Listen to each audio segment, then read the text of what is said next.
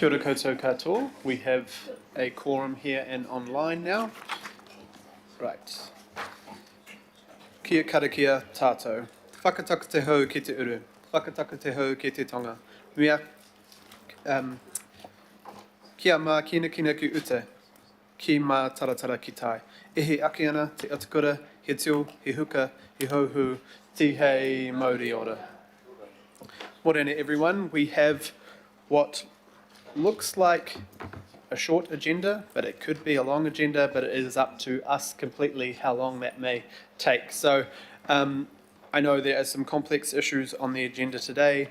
There will be a lot of questions, especially maybe for councillors and members who weren't here last term on Plan Change 78, even though we've had many debates this term as well. So we will ensure that all questions are asked and answered, but if we could try and keep things succinct and focused, questions first, and then we'll have debate at the appropriate time.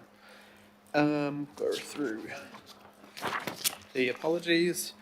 Deputy Chair, Councillor Dalton is absent on council business. Early departure, we have Councillor Leone and Deputy Mayor, both on council business. Yeah, hopefully not, Deputy Mayor. Councillor Fletcher has some Auckland Transport appointment related activity in the middle of the day, and so we'll pop out and come back in.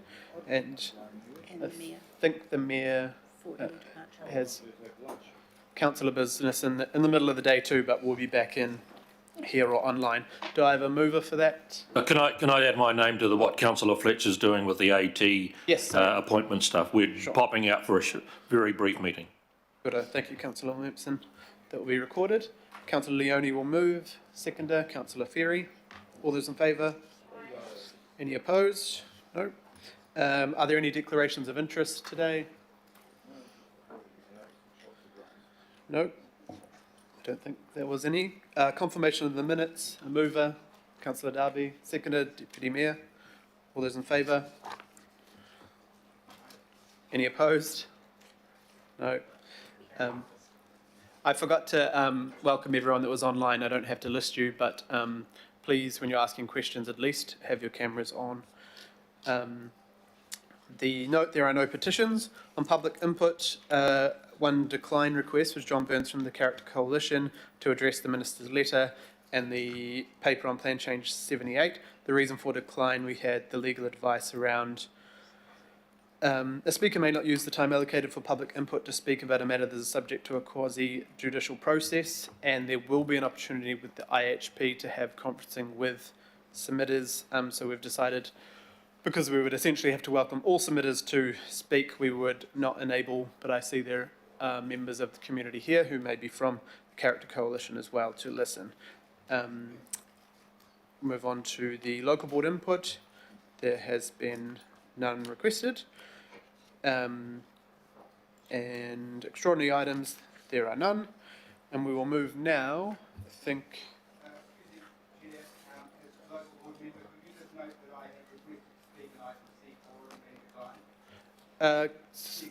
Thank you, local board member Matson. There was no request to speak.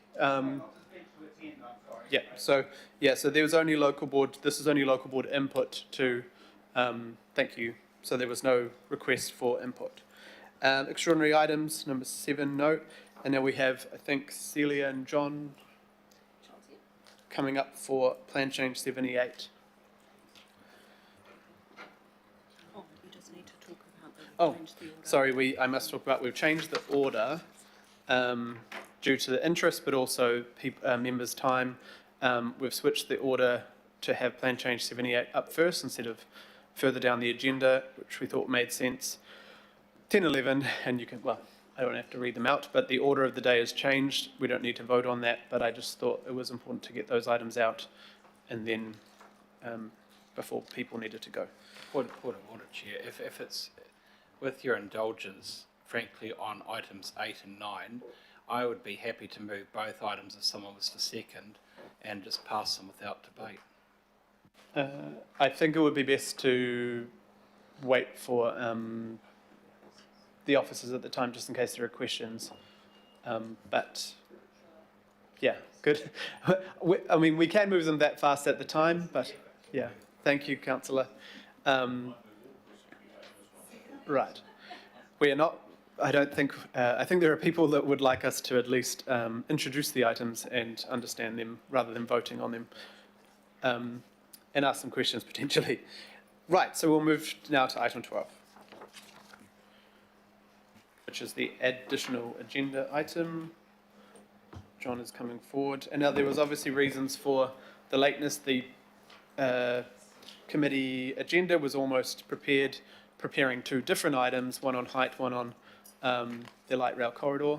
But then we had the letter and then the minute from the IHP over the weekend, and so that has happened, had to change completely where we were heading, which meant a rush for staff to try and get us something in this committee, otherwise we'd have to wait a month to respond and everyone is confused. So I might just let John lead off here, and then there'll be, I'm assuming, a lot of questions. Kia ora. Okay, kia ora tata. Good morning, Mayor and councillors. So, proposed plan change 78, I know you're all very familiar with it, or pretty familiar with it, and so I won't try and summarise what the plan change does, but certainly happy to take any questions on the substance of the plan change if that assists later on. But really this late report is a response to recent events. First of all, you'll recall the Chair and Deputy Chair of the committee requested an extension of time from the Minister for the Environment and Minister for Resource Management Reform for this process. That extension was seeking that decision-making by Council would be extended from next March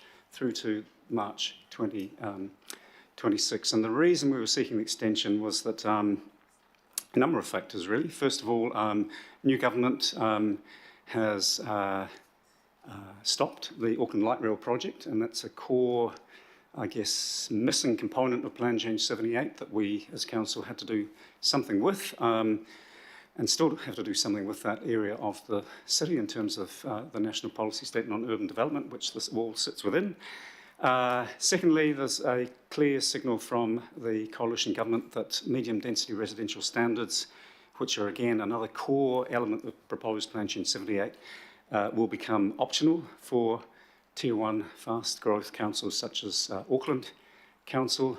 The details of that are not yet clear, but that's certainly something that's in the coalition agreements and stated as a top priority for the coalition government over the next 90 days to make some decisions on the medium density residential standards.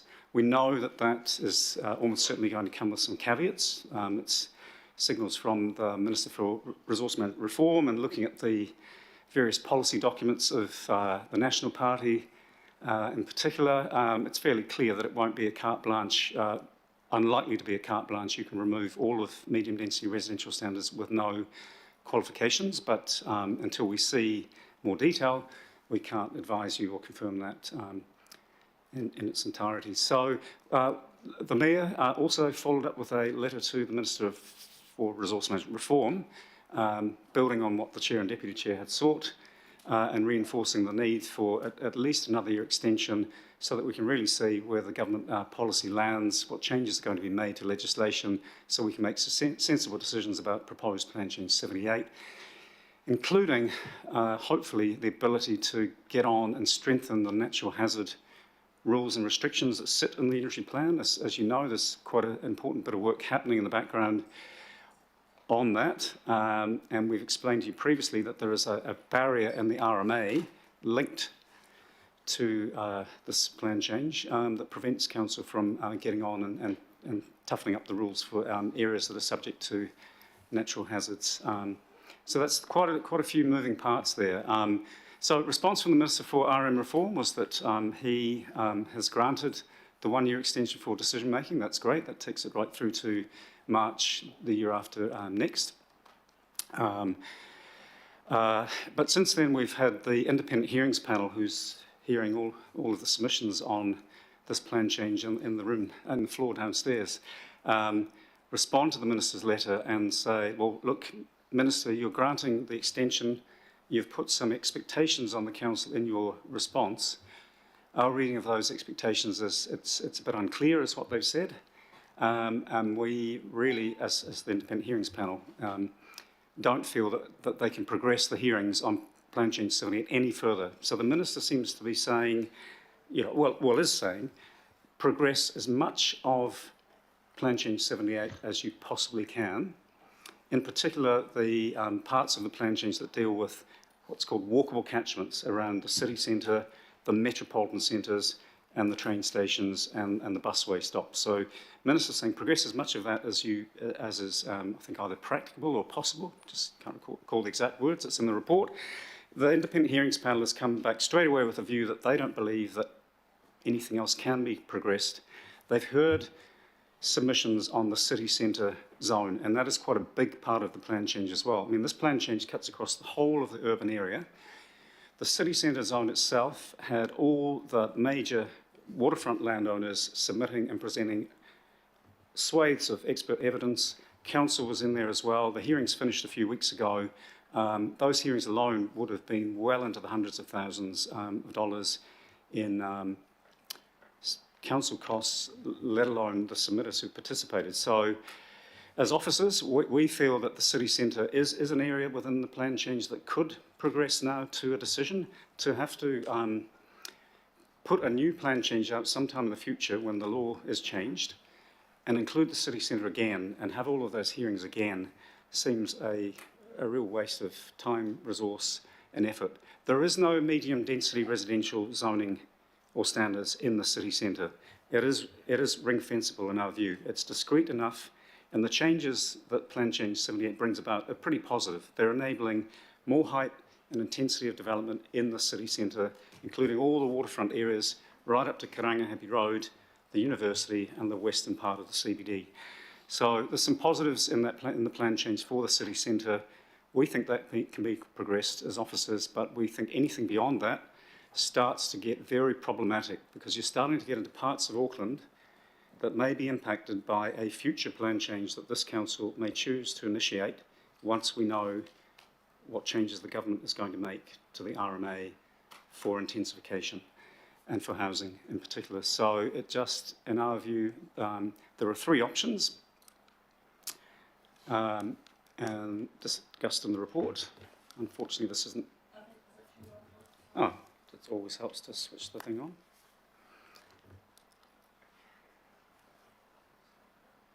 Yep.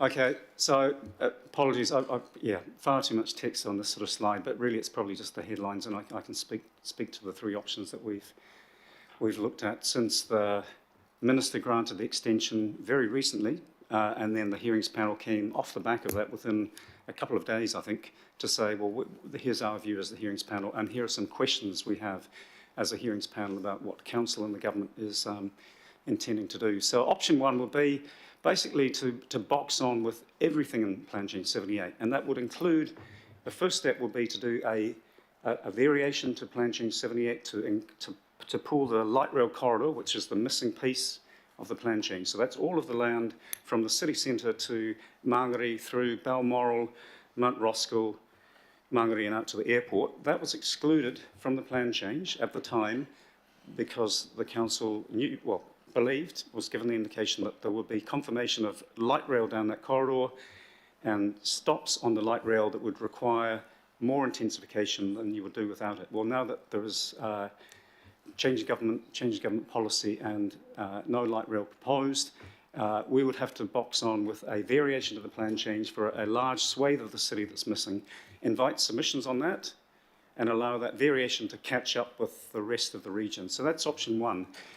Issues like natural hazards and strengthening those rules and responding to the government changes around medium density housing, they would have to happen later once this whole process gets through and the whole plan change for the whole of the region becomes operative. So advantages, I guess you can take this intensification planning instrument, as it's called, get it all the way through, get it operative probably by middle of next year, mid to late 2025.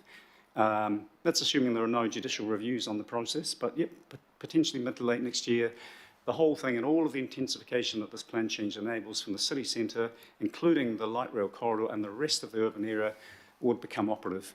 And I guess with that, you get quite a bit of additional capacity for housing in Auckland, some commercial development, additional capacity, and some of it aligns with the council's own strategic documents such as the Auckland Plan and the regional policy statement. So, but on the disadvantages side, it's going to delay this natural hazards plan change, because by the time you put out a variation for light rail, allow that to catch up, we are talking mid to late next year before this whole plan change could become operative.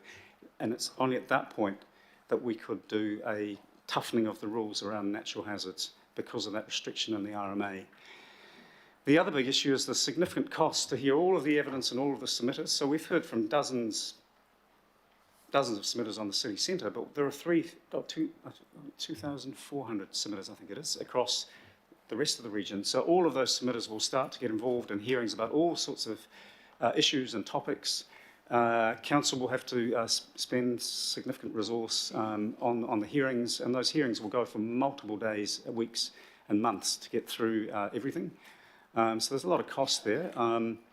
And I guess there's going to be a lot of confusion amongst the submitters, but the wider public as to, and those living or with an interest in the light rail corridor, as to why council is boxing on with this process, medium density residential standards, potentially doing some upzoning and intensification in the light rail corridor when we know there are hazards in that area, but we can't toughen up the rules. So those are the disadvantages. So we're not recommending option one, but legally that is possible, and under the law, that is, as it currently stands, that is probably, that's the one that's most fits within the law as it currently stands. Oh, I think you're going to have to flick that, Sandra, sorry. Option two. Okay, well, it is option two, not option one. The slide's confusing there, but it is an option two, so apologies for that. Option two is that one I touched on before. We think you can get that city centre through, not have to revisit that in the future, bank that one, get the additional opportunities. The hearings panel has perhaps got a bit of a question mark around that, but we feel that we could present to the hearings panel a case for completing the task of the city centre and then council making its decisions on the city centre. So we've got advantages in terms of that increase in intensification and opportunities for development in the city centre. We can get on and address natural hazards a bit earlier, probably March, April next year instead of mid to late next year.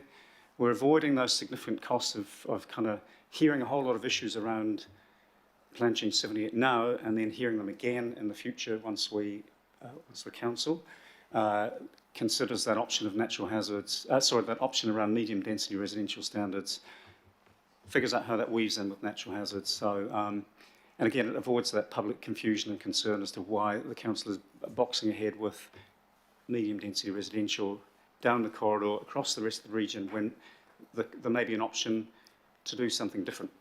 Well, there will be an option, but we just don't know that option at this stage.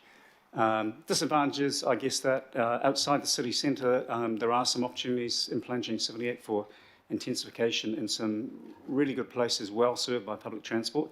It'll take a bit longer for those areas, or it would take a bit longer for those areas to get the benefit of a plan change. And option three really just builds on option two. It is starting to see, well, is there more of Plan Change 78 that could be progressed without starting to create duplication, costs, and so on.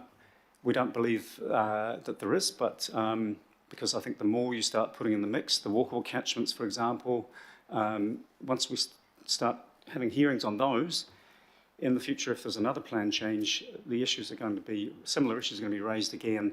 So this one has the advantage of not just city centre becoming operative and all the intensification, additional intensification there, those walkable catchments around the metropolitan centres, the train stations, the North Shore busway and the Eastern busway stops would come on stream earlier than option two.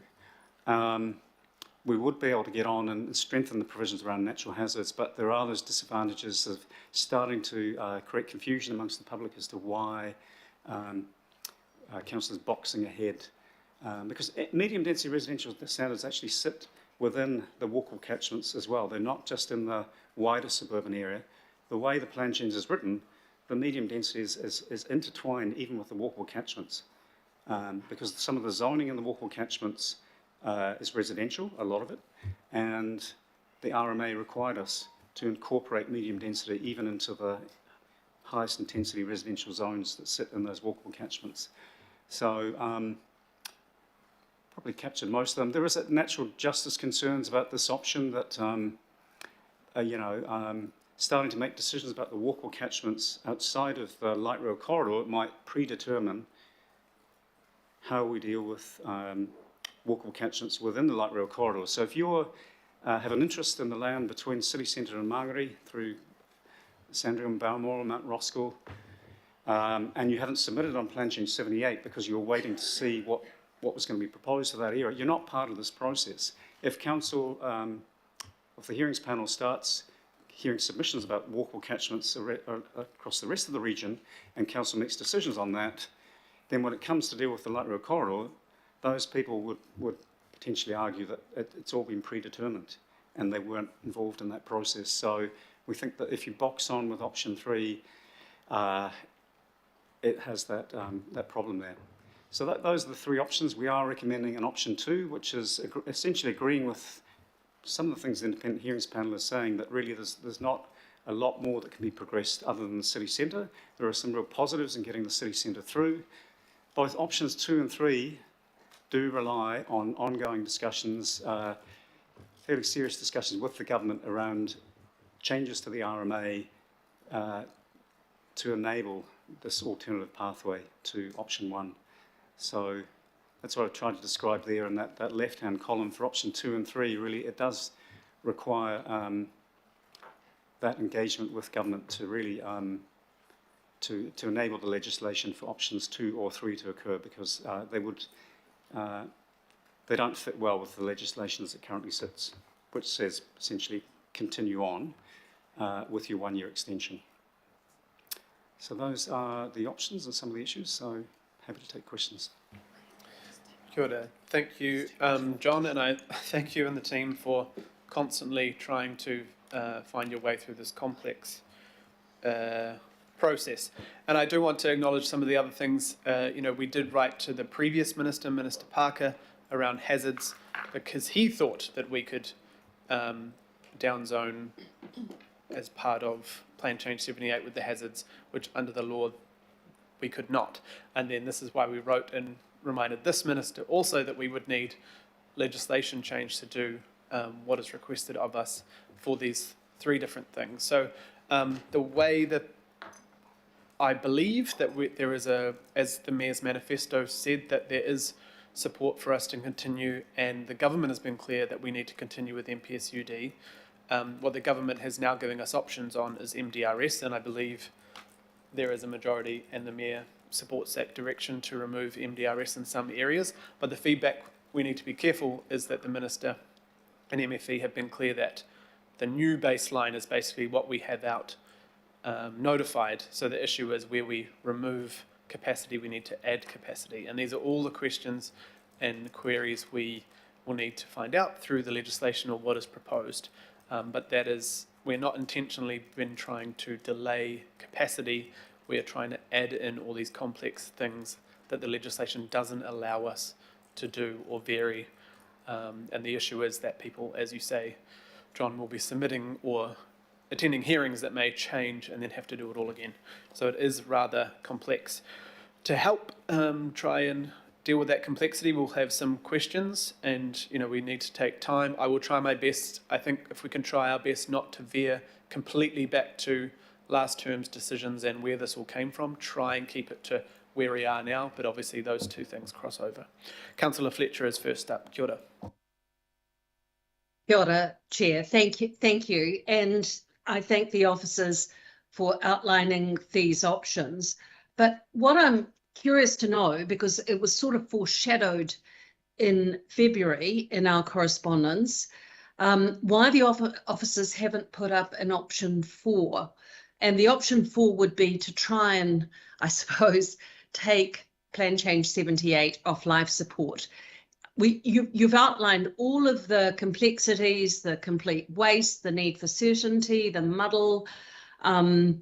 We would have the opportunity to upzone putting the power back to Auckland to prioritise upzoning where we've got infrastructure and where it's appropriate.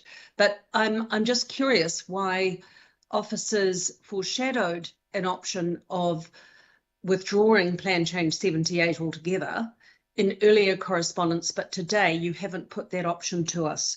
I'm respectful of the parliamentary process and so forth, but why have you not given us that option in terms of advocacy?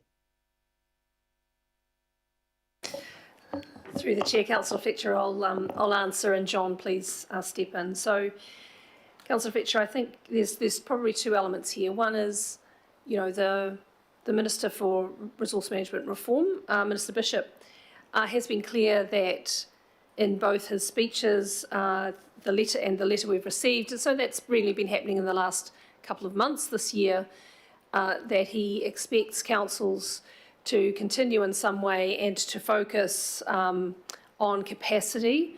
And he mentions this 30-year capacity, which we've still got some lack of clarity on, but he's certainly wanting to drive councils to continue to deal with, the housing crisis, as he puts it. The second element to it, though, so I guess we are trying to be reasonable and helpful to you in not suggesting that we wipe it entirely away. That is still your decision. We just felt that perhaps wasn't helpful advice. The second element, though, I think, is option 2 is really a resetting of the current Plan Change 78 so that we can do the integrated look at it all, including the light rail corridor and the natural hazards. And that is something we've been talking about for all of those reasons that you listed. So the option 2 is closest to what you're talking about. And it was my decision not to put up any other option that went kind of more nuclear and, to say kind of don't do it at all, because that certainly is a political decision and we didn't think that would be helpful. John, if you've got anything else to add to that. I think, Megan, just while you're in speaking to this, I'm not wanting anything other than as respectful, and it comes back to that importance of having strong, clear, contestable advice. But do you believe, Megan, that the Minister understands how much waste and how much of council's resources and the uncertainty that it has created for the community to not necessarily deliver the outcomes thus far? I know that nobody wants to offend the Minister, but I just feel that knowledge may be missing in all of this, that, why you didn't put an option up of option 4, so that there is absolute clarity around what some of us would like to see occur. Look, I think he does have some understanding, and of course, I can only read what he writes, and to hear what he says in his speeches to reflect that. Currently, it is obviously we are prohibited in law to withdraw the whole plan change, but in his letter he acknowledges that Auckland does need a legislative change to enable this integrated process, which is going to, so that we don't keep kind of wasting money and time on what we're doing at the moment. So I do think he does have an understanding, Councillor Fletcher, that the current settings and where we're heading is not fit for purpose. Having said that, there will always be parameters, no doubt, to it. And so that's why option 2 needs to have legislative change, and that extension enables the government to do that, and for us to kind of reset then and still progress, but in a way that is far less wasteful on time, resources and money. May I ask, please, have you or your officers or the Mayor have had face-to-face discussions with the Minister or the officers, his officers, on this? to ensure that he has a very clear understanding of the waste that has gone on? We've been discussing quite consistently for months and months, as I know that you will understand, with Ministry for Environment officials and Ministry of Housing and Urban Development officials. So Ministry officials. I've not had a conversation with his office staff, but I do know that the Mayor has a meeting with Minister Bishop next week. So I think that's perhaps the first face-to-face that will occur. Thank you. Kia ora, Councillor, thank you. Councillor Newman. Good morning, John. Thank you very much for being here today. I have two questions. Firstly, what's your professional advice, your professional judgment as to how much development-ready capacity exists within the operative Auckland Unitary Plan? That's the first question. Is it 10 years? Is it 20 years? Is it 30 years? And secondly, how much more capacity in that same time frame would be enabled if we agree option 2? Yeah, through the chair. So under the NPS Urban Development, we're actually required to do that analysis and publish it. So not only were we required to do this Plan Change 78, we're also required to every, I think it's 3 years, produce a report on capacity for housing and employment in the unitary plan. And it takes a 3 or 4 tier approach. It starts off with if every site was developed to the maximum under the unitary plan, what's the capacity for housing, say? And then it puts a layer on what would the capacity be if you applied a market feasibility, a development feasibility lens to that, which starts to get a bit more subjective. There's also a clause in there about assumptions about would a developer actually build on that site? And then there's an assumption around infrastructure. So that big capacity figure gets knocked back under the NPS Urban Development. But in terms of this, the first question around capacity, we did the study, the report 2021, that concluded about 900,000 dwellings. So that would more than cater for population growth just in the residential areas, the suburban residential areas, not including the city centre opportunities for housing, all of the 10 metro centres, the town centres that allow some apartments above shops and so on. And we have a fair bit of what we call the mixed use areas in places like Newton, Eden Terrace, down Great South Road, that also allow for some residential. So they weren't in the mix. So if you just look at suburban residential, capacity for 900,000 in 2021. We're updating, we did a subsequent report and published it last year, which includes Plan Change 78. And you see that capacity go up quite significantly because of the walkable catchments going in, the medium density residential. We're just doing some analysis now on unitary plan has changed since 2021. We've had a number of private plan changes that have added more capacity. So we are updating that analysis now, and we'll have that for you in the near future. But yeah, the headline is in 2021, when we published the report, the plan-enabled capacity, as it's called, of the unitary plan in the suburban residential areas was 900,000 dwellings. My follow-up, Chair, and it may be to John, or it may actually be to Megan. So at attachment E, the third para in the Minister's letter, the last sentence read, this requires council to live zone for 30 years of housing growth, but gives them flexibility to decide on how that growth should happen. Essentially, I'm being told that, well, the understanding is that, well, the new benchmark is what is enabled as per what we're talking about. But what has just been told by the officers is that we already meet, in fact, we exceed the threshold that the Minister's setting out in his correspondence. Way more than the minimum threshold required here. This council can demonstrate ample capacity, and then we still have private plan changes coming through, which adds in, plus option 2. So My question is, how do we negotiate that with officials when it comes to the bill that's coming up? Because what I would want to be seeing later this year will be a variation to Plan Change 78, which reflects the evidence that we have ample capacity, but we now need to reflect the limits to our infrastructure and the limits to what our communities will accept in outer suburban Auckland.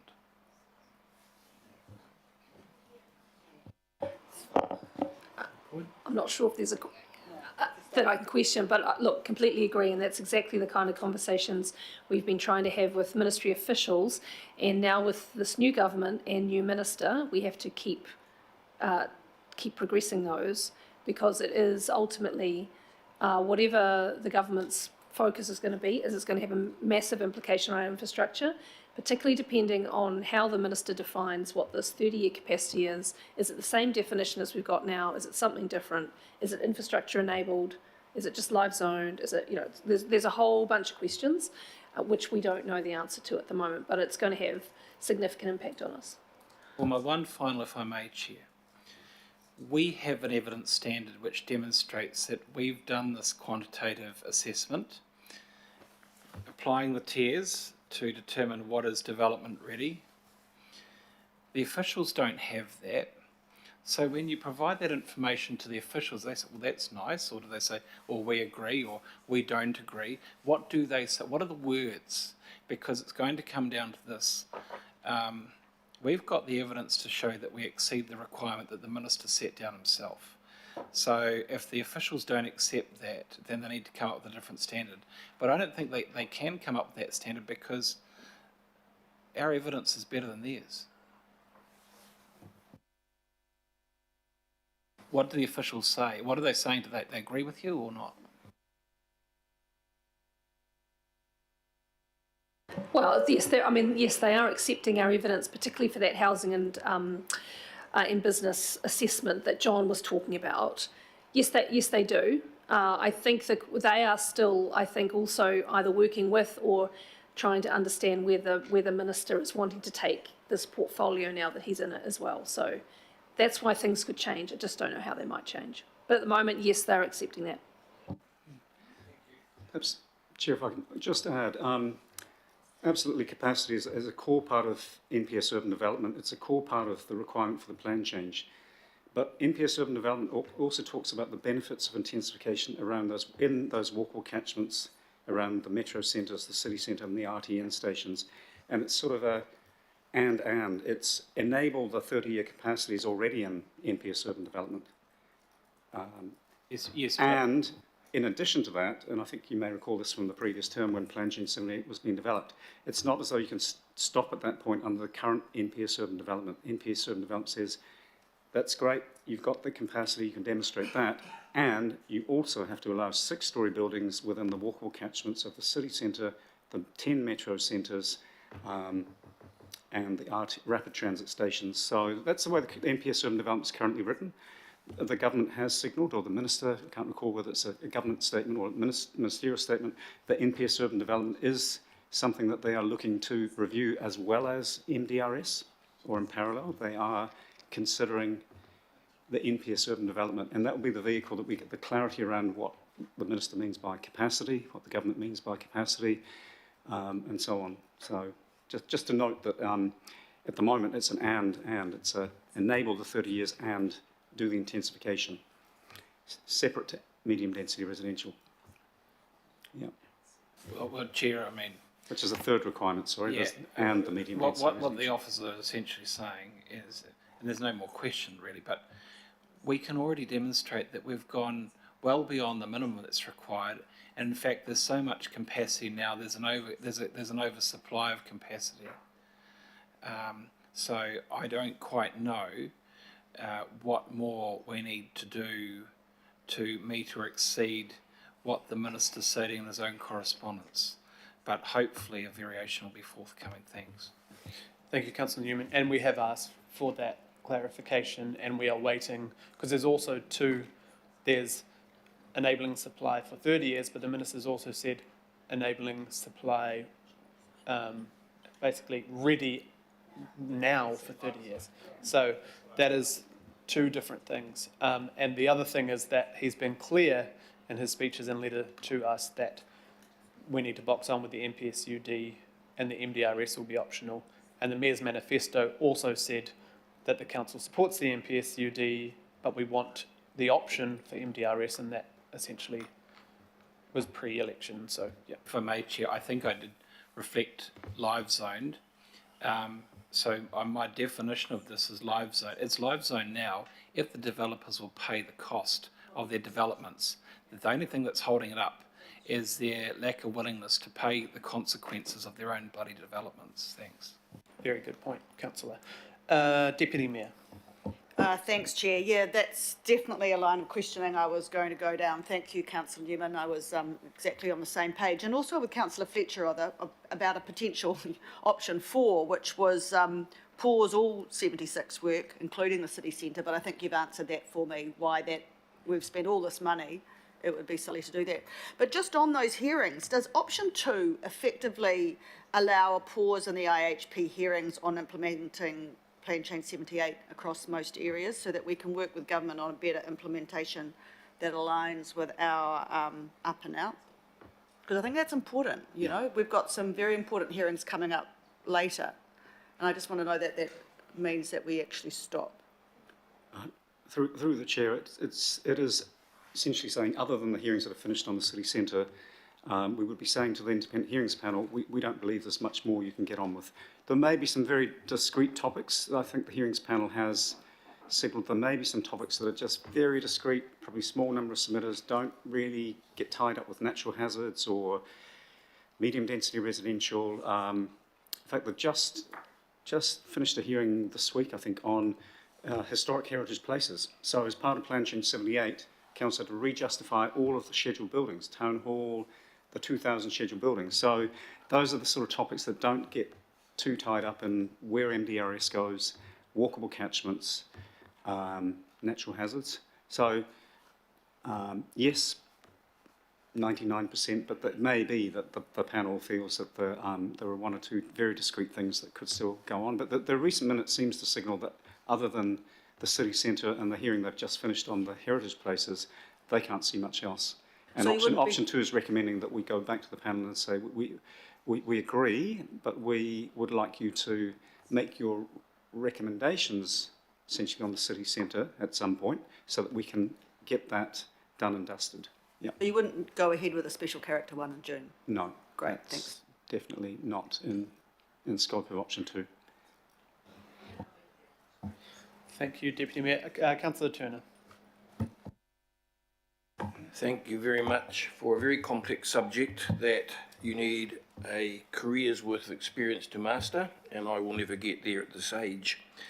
I think Councillor Newman answered my questions, but just a question kind of on behalf of myself and the public, because when I'm out there talking to people, basically what they're saying is the unitary plan took ages and lots of money. It seemed to be fit for purpose. Then all of a sudden, it got gazumped by a whole bunch of other policies, which we're now struggling with. And we'd rather, stop the change while we grab our breath, have a cup of tea. So is option 2 the closest thing that I can vote for, which is sensible, to option 4? Through the chair, yes, absolutely. It's the closest to option 4, which isn't an option in the paper, but it's the Councillor Fletcher option I think you're referring to there. Yep, it's the closest to option 4. Yep. Thanks. Councillor Henderson online. Yes, thank you. I do have a couple of questions here. So firstly, just want to parse the minister's intention because I think it's very important. I keep getting reminded about that at this table. So if the minister is requesting option 3, I mean, first of all, it seems that he is, but I just want to kind of confirm that. But if he is indeed requesting that as a government, won't they just change the law to allow that or to overrule us if we go back and say, actually, you haven't got it right, Minister? So can we just clarify his intentions and then what happens if we don't meet them?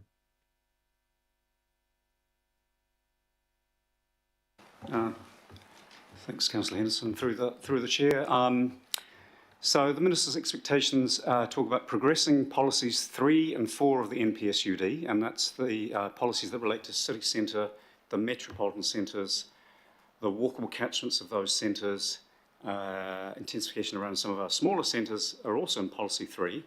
And policy 4 is those qualifying matters that council's got in this plan change to say, well, there's a good reason not to allow that level of intensification. So the Minister was saying progress as much as possible, I think is the phrase, practicable.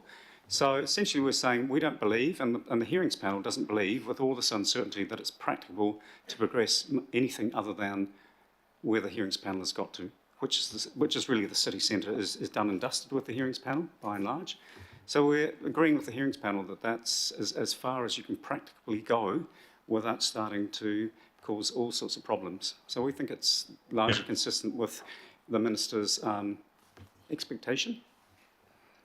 So just to be crystal clear, because it's a complex topic, option 3 best aligns to the government's intentions, right? I think option 2 and 3 align to the government's intentions.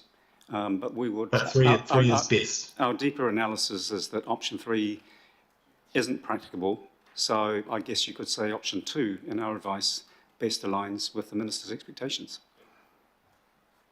Okay. Now, that's ministerial officials and the Minister may perhaps have a different view. We haven't had that conversation. The Mayor is meeting with the Minister next week.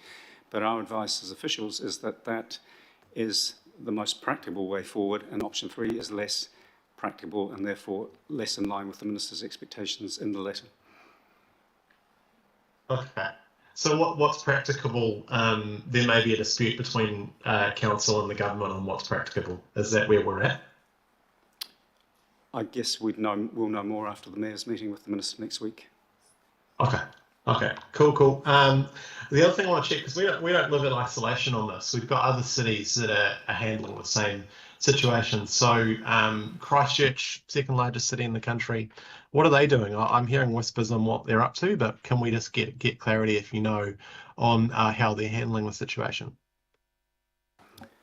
I believe Christchurch is continuing on. They sought an extension of time. That extension wasn't granted, and they are continuing on. I think there's a bit more detail to it than that. I don't know if Megan, if you have any other information. But yeah, there are a number of councils caught in this position where they haven't concluded the hearings, they haven't made the plan change operative, and there are various discussions happening. I think it's Hamilton City is in a similar position, 1 or 2 other councils, but unfortunately I can't speak to too much detail around it. Just adding to that, yeah. So Hamilton and Tauranga and Christchurch are still continuing. So we're talking about these tier 1 councils that we call them. Yeah. Yes, Christchurch did ask for an extension and they weren't granted it. And I think Tauranga are close to I think the independent hearings panel has completed or very close to completion. So they're kind of towards the end of the process. They'll be getting recommendations to their councils soon, as I understand it. So Christchurch are boxing on with things like walkables. Yes, I believe so. All right. Sounds like a plan. Thank you. Kia ora. Maybe just to clarify that, and as far as I understand it, Christchurch wasn't given an extension, but they were told keep pushing ahead with the walkables, but you could potentially change the MDRS. But our issue is that the Minister has basically given us our extension on a complex range of issues, but on the proviso that we continue with the walkable catchments. Is that? As far as practical, and just to highlight the difference between Christchurch City and Tauranga City and Hamilton City, we're talking the Auckland region with many metropolitan centres, town centres, much more rapid transit stops, far more affected by the National Policy Statement on Urban Development, and a much more complicated set of hearings. The impacts of the Cyclone Gabrielle and the Auckland anniversary floods last year, the decision to not include the light rail corridor until we knew where the stations were going to be, and then the confirmation that there won't be a light rail corridor. There's a far more complex situation in the Auckland region than there is for any of those other city or district councils. Thank you. Councillor Ferry. Thank you. So I'm trying to better understand the difference between options 2 and 3. Could we actually have those slides back up? I think that would be helpful. Thank you. Thanks. The key difference, yeah, I know. Thanks, Desley. It says option 2 at the start, so I'm good. So the key difference seems to be around the walkable catchments. Is that correct? That's correct. Option 2 doesn't try and take walkable catchments any further, just the city centre zone and its various complicated precincts for things like the waterfront, the university and so on. But option 3 does that, but also tries to take forward the walkable catchments. It would be going back to the hearings panel and saying, well, hearings panel, we don't necessarily agree with your reservations. We think you can carry on and hear all of the submissions relating to all of the walkable catchments across the urban area, apart from the light rail corridor, because that's not in the plan change at this stage. And then you could progress those to make recommendations and council could make decisions. That would be option 3. Okay. So with the walkable catchments, can we just flick to that slide? Is that okay? Thank you. That's option The 3. option 3 slide? Sorry. Yeah. Okay. So the unaffected by natural hazards. So I'm wanting to understand, do we have a sense of what sort of proportion of the walkable catchments would be unaffected by the natural hazards? Are we talking about 80% are unaffected by natural hazards, 20%? Do we have a sense of the quantum there? Because that's, I think, quite an important part of the conversation. Yeah, unfortunately, given the time frame to sort of respond to the Minister's extension and the hearings panel's response and to get something ready in time, we haven't done that analysis. I can see Phil Reid at the back of the room. So Phil hasn't done, the team haven't done the analysis yet. So yeah, unfortunately that is a missing piece. I suspect just about every walkable catchment has an overland flow path. So almost all of them will have some small perhaps area of flood risk. Right. And some will have significantly more, but I can't tell you, of the 40 or 50 walkable catchments, how many would be in and out, unfortunately. So sorry, can you just say again how many walkable catchments we're talking about there? You just mentioned a number, 40 or 50?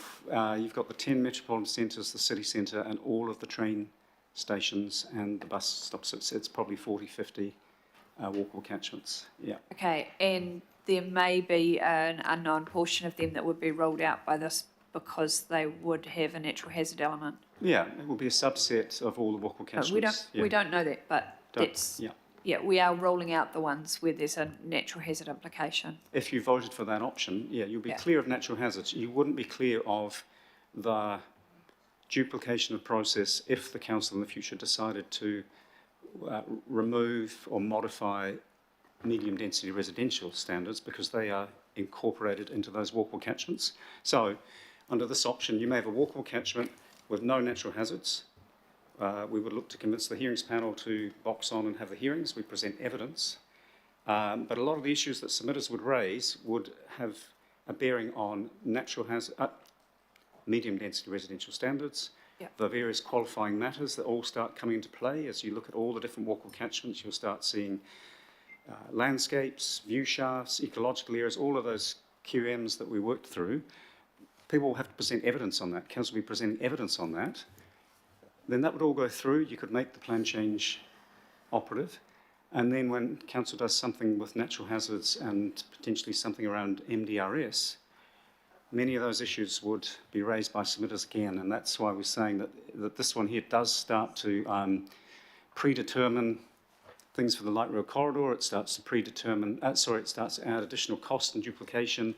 And I guess because those walkable catchments include MDRS, people will be questioning why council is not waiting to see what the option is around MDRS and seeing where it lands with that. Okay, so my next question then is about timeframes, because these processes, like the hearings process and stuff that happens downstairs, does actually move relatively slowly. So we do have an issue here about timing, where if we go for option 2 and say we're not going to include walkable catchments, and then central government actually gives us some direction quite quickly, then we've missed that opportunity. When would we be able to potentially put walkable catchments back on the table? Well, if we get an indication from government around legislative change for natural hazards or something that would enable us to deal with natural hazards in this sort of process, and clarity around the MDRS fairly soon, and if the legislation is enacted by the beginning of next year, we feel we could be ready with some form of major variation to Plan Change 78 or some sort of replacement for Plan Change 78 outside the city centre, that by next April. We're sort of still working to a March, April next year public notification. So sorry, just to clarify then, so because this excludes the natural hazards, so just talking about the walkable catchments that would still be in, so we're talking about fewer than 50, but we don't know how many fewer, but roughly. So we're talking about city centre plus fewer than 50 walkable catchments. Option 2 is just the city centre and not the walkable catchments. Yep. So that's it for me. I'm just trying to be clear here about the difference, because my concern is that we are missing some opportunities here, and we're actually going to have to come back and do option 3 once we have direction anyway. And then we've sort of, confused ourselves and wasted some time. So because my sense from the minister's letter is that, and what I'm hearing is that he potentially supports option 3. So I'm unclear about why we wouldn't go to option 3 now rather than, because we might have to shortly anyway. Well, so a couple of issues. One is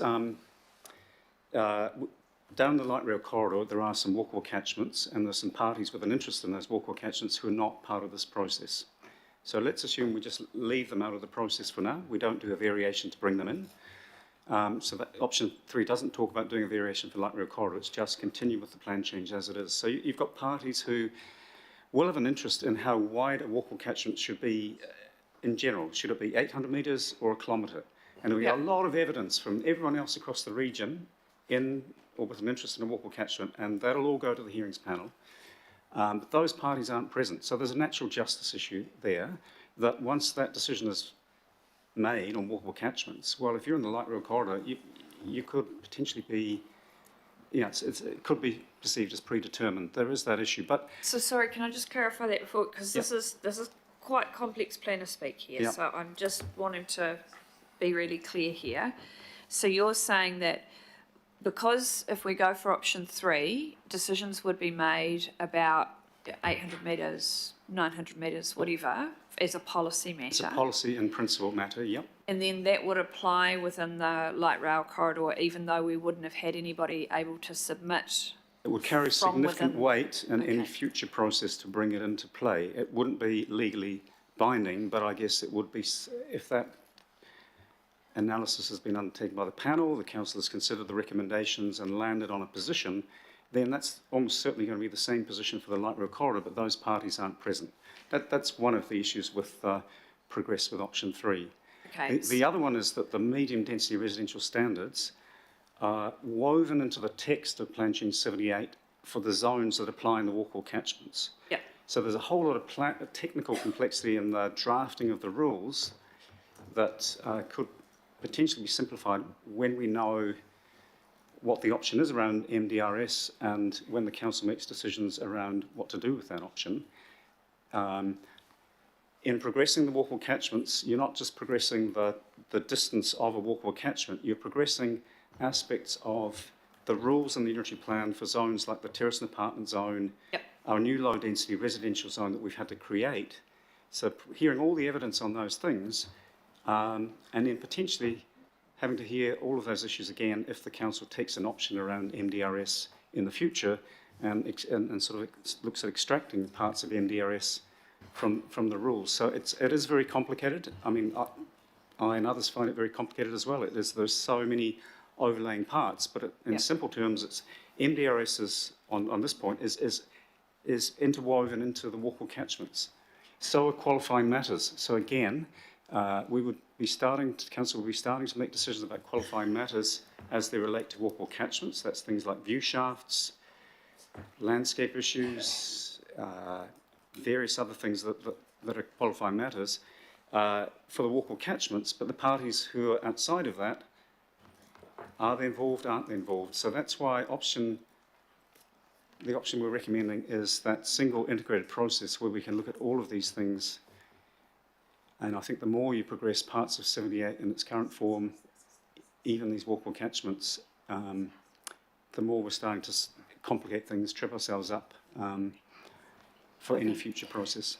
Sorry, I do have another query. So which of these options would enable more housing in line with our sort of compact city ambitions? I acknowledge the point that's been made about 900,000. However, some of those are not in the right place to align with our compact city ambitions. So is moving ahead with the walkable catchments as a priority in option 3 going to be unlocking more housing faster along our frequent transport? So the quantum, we can say, would be the same, subject to any future decision that council might make on walkable catchments under option 2. So in terms of how much housing, we could say arguably equal. But the timing. But it's the time frame. Yeah. So it's probably a year to 18 months faster, I guess, than the sort of integrated process that we've referred to, which, subject to the government changing the legislation this year and enacting it early next year, could be notified by next March or April, and then it would have to go through a year, 18-month, potentially slightly longer process. So it's hard to pin it down exactly, but it's probably in that 18 months, 1 to 2 year difference in time. But let's not forget there is significant capacity for housing in the existing walkable catchment areas under the operative unitary plan without Plan Change 78. There is a lot of 5, 6 and 7 story terraced housing zoning around many of the centres, but certainly not all of them. So, yeah. Okay, sorry, last question, just to go back to the natural hazards aspect. So I'm just wanting to understand then, is there a tipping point where the natural hazard, Phil and I met about a particular area which is actually in the light rail corridor, so it won't be a factor in this particular conversation, but it was really helpful for me understanding the impact that the natural hazard work may have on some of those walkable catchments. So I've got that in the back of my mind. And so when we're talking here about the natural hazards, are we talking about, if 10% of the walkable catchment would be impacted by natural hazards? Are we talking about we would draw a line for that walkable catchment that excluded the portion that would be impacted by the natural hazards? That's what I'm trying to understand in that space. And again, given the time, we really haven't dived into the detail and done the analysis to know exactly how you would progress option 3 for those walkable catchments. So that may be something that if the committee was in favour of option 3, we would have to have some process, a delegation perhaps, to define exactly what you're saying around how much of a walkable catchment has to be unaffected by a hazard before council has a position of carrying on. So I can't see any other way, if the committee goes for option 3, than to have a delegation to deal with that level of detail. Okay, thanks. Thank you. Got Councillor Lee, then the Mayor, then Councillor Turner. Councillor Lee. Thank you, Mr. Chair. My questions have been more or less answered, and so I'll reserve my slot for comment. Thank you. Kia ora, thank you, Councillor. Mayor Brown. Thanks for that. This is very complex. I will be supporting option 2. I think that you've laid out the need to finish the city. What nobody's mentioned is the fact that there is right at the moment, the market is dead as hell. We've got 900,000 approved sites, nobody wanting to buy them. So rushing ahead in the lack of clarity strikes me as most unwise. My question is, I have this meeting with the Minister. I want clarity when we have it. Too many questions can just make this as murky as the muddy waters of some of our streams. I'm not interested in going down the rabbit hole of other cities. I think your answer is pretty good. This is a regional government. The others are towns. I'm doing my best to remind the government of that. And so, councillors, please wake up. What happens in Hamilton has no bearing on what happens in Auckland at all. So my question is, will you be available to, I don't want you to be in the meeting, but sitting outside when the minister comes, so if it does get too complex, I can drag you in. But I think he's a simple soul. He was trying to get through a change that he was elected to force. I think they're a bit embarrassed about the rush that MDRS was shoved on top of everybody. There is no, we do have a very large walking catchment with all the infrastructure in place, which is the city right now. And more people in here would be a damn good thing. So, and my biggest risk for the council is new developments ahead of infrastructure where the developers don't pay for all the infrastructure. And so I want you, I'm asking you to be available with simple tools for them when I'm meeting the minister to save us from that last risk of a head-on rush into development for which there is no market and even worse, no infrastructure and developers who don't want to pay for it all. So that's my question. You're going to be there? Thank you. The Chief of Strategy and I will certainly make ourselves available to sit outside the meeting. Yeah, absolutely. We will be there.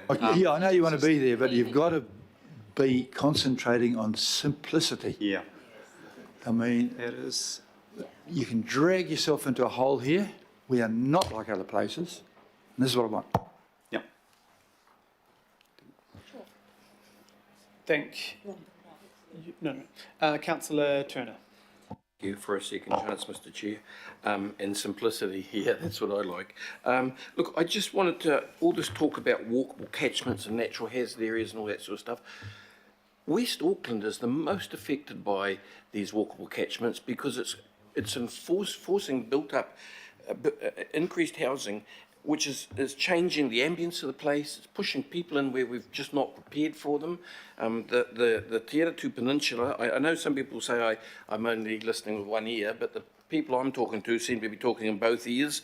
Te Aratu is, we seem to not be realising that putting people vertically has a horizontal problem. And, you know, there's, so where, when do I get a chance, or where in this can you start as a councillor to advocate for reducing those intensification areas? It's a tricky one, that. So we have done some analysis on, so the development that you're talking about is under the Unitary Plan before this plan change, really. So it's development that's actually largely in accordance with the Unitary Plan pre-Plan Change 78 intensification. And the monitoring that we undertaken, and we reported back to the last term of council, indicated that some of our design standards needed to be improved to get better quality development. We weren't looking at necessarily reducing any of the heights or densities, but we felt that some of the rules around setbacks and boundaries, landscaping, privacy and so on needed to be fine-tuned. But when the medium density residential standards came over the top in legislation, we couldn't progress that work any further. So with the government making it clear that medium density residential standards will be optional, with some caveats, I'm sure. One of the issues we'd like to explore when we know more about that with yourselves is are some of those design standards able to be improved? So the heights and density issue is a bigger strategic conversation, but in terms of just getting better quality, if there is an option around MDRS, that would enable us to look at improving some of the quality of the outcomes. So are you saying it's the fast tracking that that's been the problem that we've incurred recently? There seems to have been a peak of issue, and I'm just trying to work out what's caused that peak. I'm surprised that you've said the unitary plan had got this thing rolling forward anyway. That was something I didn't understand, but that didn't bring this peak of problem that the public's seeing. So is it just the fast tracking aspect of what we're doing? No, I don't believe what you're seeing in West Auckland or elsewhere is fast tracking under the COVID legislation or anything like that. I guess what you're seeing is that the potential of the unitary plan created for more development than the former Waitakere City Plan or the Auckland City Plan or the Manukau Plan. The unitary plan does allow a lot more development than previously. Most of it is happening in the right place. There may be some in locations that aren't that well served by public transport, but I think what you're seeing is unitary plan in effect, and we know that there are some improvements that we could make for the unitary plan, but we can't make them until the legislation has changed.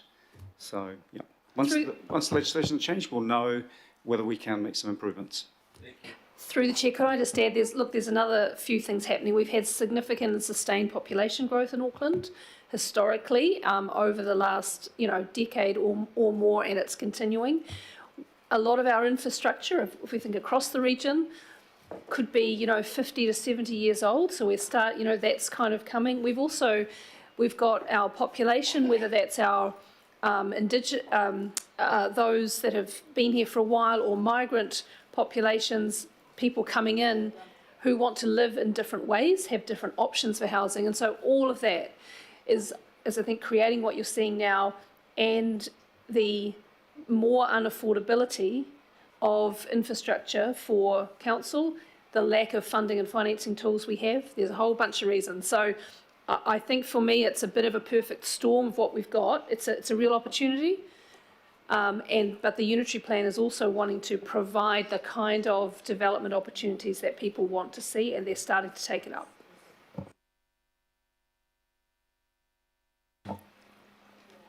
Thank you. Councillor Darby.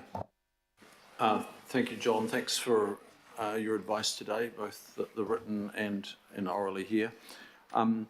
Just picking up on a point you've just made, I'm interested in looking at that opportunity with impending legislative change of revisiting something that we didn't win when we were submitting to Select Committee, and that is around the need for national design standards. You'll recall that we came very close to convincing some key politicians on that, but then it was gazumped. And we have a situation in Auckland, we hear a lot from Aucklanders about the quality of design, of intensive developments lacking. We are aware now that we've not just been successful in creating warm, dry homes, we're creating hot, dry homes. Overheating of developments is just one well-documented problem that we're facing. There are a number of things. So my key question to you now, and Megan, you and I have discussed this as well, is there opportunity for us to advocate at this stage, considering that there's going to be legislative change, for government to explore the introduction of national design standards, and for government to be informed by industry, the design professions, Institute of Architects, etc. In your view, is this an opportune time to revisit that? Through the chair, I think that's definitely worth exploring as part of this ongoing engagement with the government around changes to the RMA to provide the option around medium density residential standards. In parallel with that, could we be having a conversation to have some different, better standards that are nationally there as guidance or requirements, perhaps? The other option, of course, is if the legislation has changed in a way that council can go back to its old 3-storey medium density, the mixed housing urban zone, and make some improvements. So we would create our own suite of standards improve the mixed housing urban zone, which is our 3-storey medium density zone that the MDRS was largely based on, then, you know, we could go it alone and then set some standards that others could adopt. So I think both options are viable, sensible, worth exploring. But I think the key headline is that the MDRS, we had some issues and council submitted on concerns about the standards themselves. They're more permissive than the mixed housing urban zone that we already have.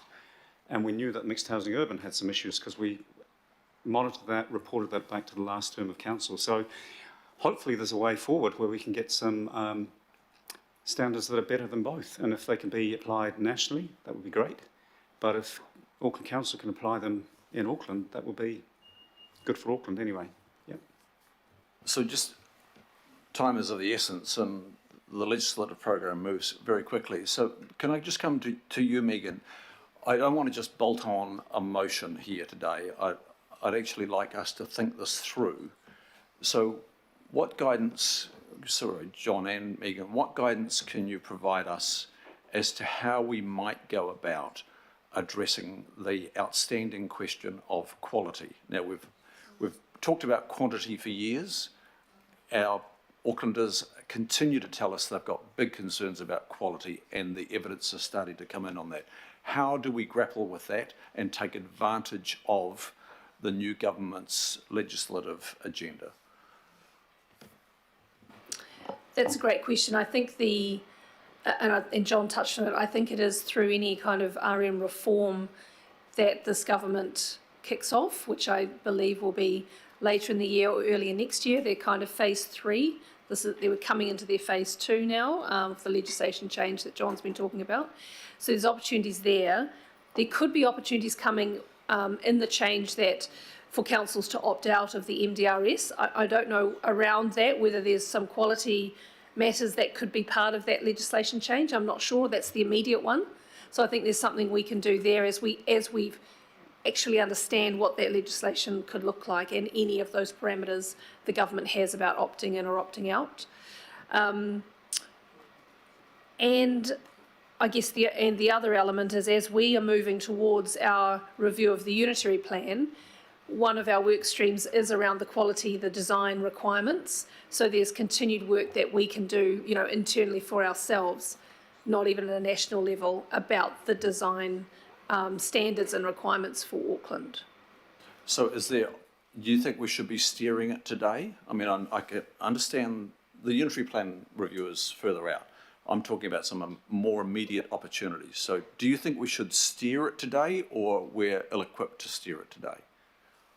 It's really in your hands. It's clear to me that I would be very happy to, the next time I work with the ministry, talk with the ministry officials and working in with any legislative change that's coming, to include that in our conversations and ask directly when is the time, when is the scope that they're working to for this.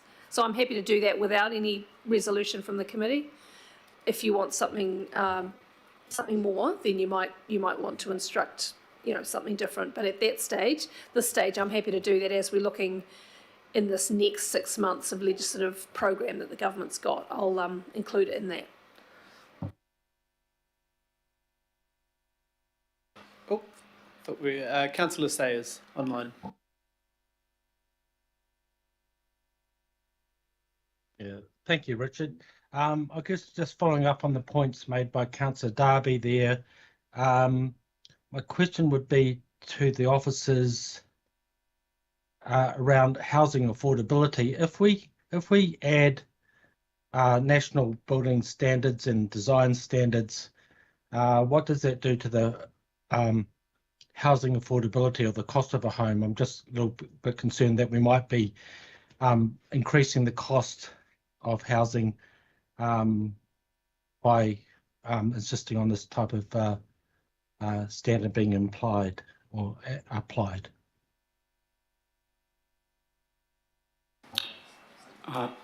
Through the chair, the sort of analysis, the research that we did that was presented at the last term of council about how well the unitary plan was working in terms of quality indicated that some fine-tuning of the standards was justified, and then the MDRS crashed over the top and prevented that from happening. So it's more in the nature of fine-tuning rather than anything that would significantly, from a planning resource consent point of view, add significant cost. So obviously anything that council does in terms of changing the unitary plan, we have to do a cost-benefit analysis, so that will be looked at. But I think we're talking about fine-tuning standards. We're not talking about detailed building consent or engineering standards or anything like that. It's really just the bulk and location of building, landscaping. Yes, there may be some additional costs, but we think they'll be fairly modest in the overall scheme of things and have minimal or no effect on housing affordability. Well, very good answer. Thank you, John, for clarifying that. Kia ora, thank you, Councillor. Are there any other questions before we go to them? Might go to the recommendations and then have a quick 5-minute. Councillor Stewart. Just in light that we're going to lose a couple of members soon, we're going to another meeting and then they're coming back and this is so important, could we actually adjourn this part of the meeting so we can vote on it when everybody is able to be back in the room? No, I think we need to progress it. I'm going to give people a break, but I think...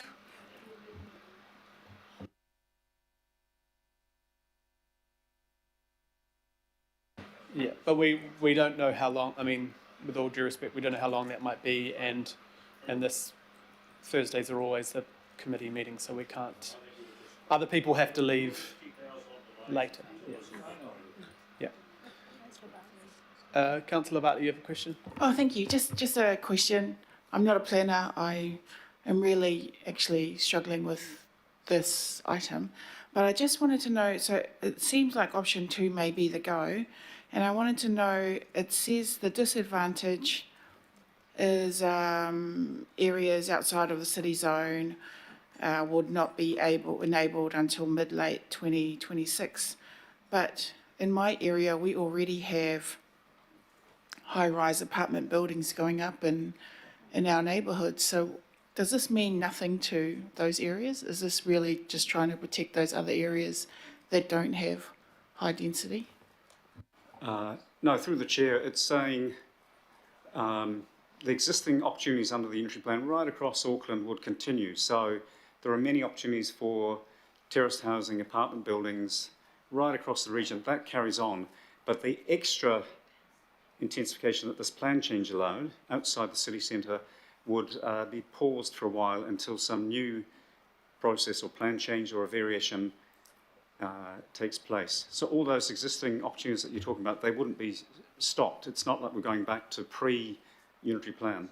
So the point I made before, there are many opportunities for terraced housing, apartment buildings right across the region, and that would carry on. You'd still continue to see that. It's not like stepping right back pre-unitary plan. It's really just letting the unitary plan continue on, city centre continue on, and then a pause while we figure out what to do and we see the legislation change, work with government, and then those extra opportunities that Plan Change 78 brings about, some of those or all of those would come into play again at that point in time. So it's yeah, hopefully that's clear. There'll still be many opportunities for housing right across the urban area under the existing unitary plan. Thank you, Councillor. Right, there are no more questions. I'll just move and the Mayor is going to second. Essentially, listening to the room, it sounds like pretty much option 2 is where we've landed. Oh, Councillor Lee, did you have a question on line? Or you? No question, Mr. Chairman. I just want to make a comment at the appropriate time, please. Thank you, Councillor. I have added a Chair's Rec D, which you're welcome to support or not support. But I think the issue for me, I will speak to it properly, but I'm just showing you so you can have a think about it while we have a break, is that the Minister has been very clear around his expectations on the direction to Auckland Council, the statement of expectation, which is to do D, essentially, which is to try our best to not delay that part. They are not changing the MPSUD, they're only giving us options on the MDRS, so I think with our discussions, we at least have to show we are trying to be in line with what, because we don't want to end up like Christchurch where they're not allowing us any delay at all. The delay has been given provisos. So that's where we are sitting. We're just going to have a 5-minute adjournment to toilet or cup of tea. Oh, sorry. We had finished questions, but we might go back to Councillor Fletcher. She has a question. Thank you, Chair. My question would be to John Dogood along the lines of the Chair has foreshadowed that the mood seems to be in and around option 2. In the detailed report from the officers, would consideration be given to some of those issues that you've heard canvassed today? I mean, from my perspective, it's all just a muddle, and we do need to have clarity.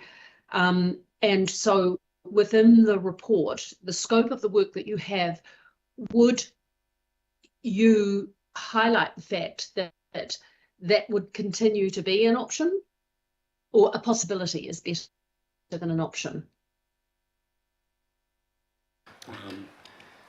Through the Chair, Councillor Fletcher, just clarification. So you're speaking to the Chair's additional recommendation, and yeah. No, I'm not. I'm sorry. Oh, okay. I didn't. Yep. When I wanted to pose a question, it was before I saw what the Chair has put up.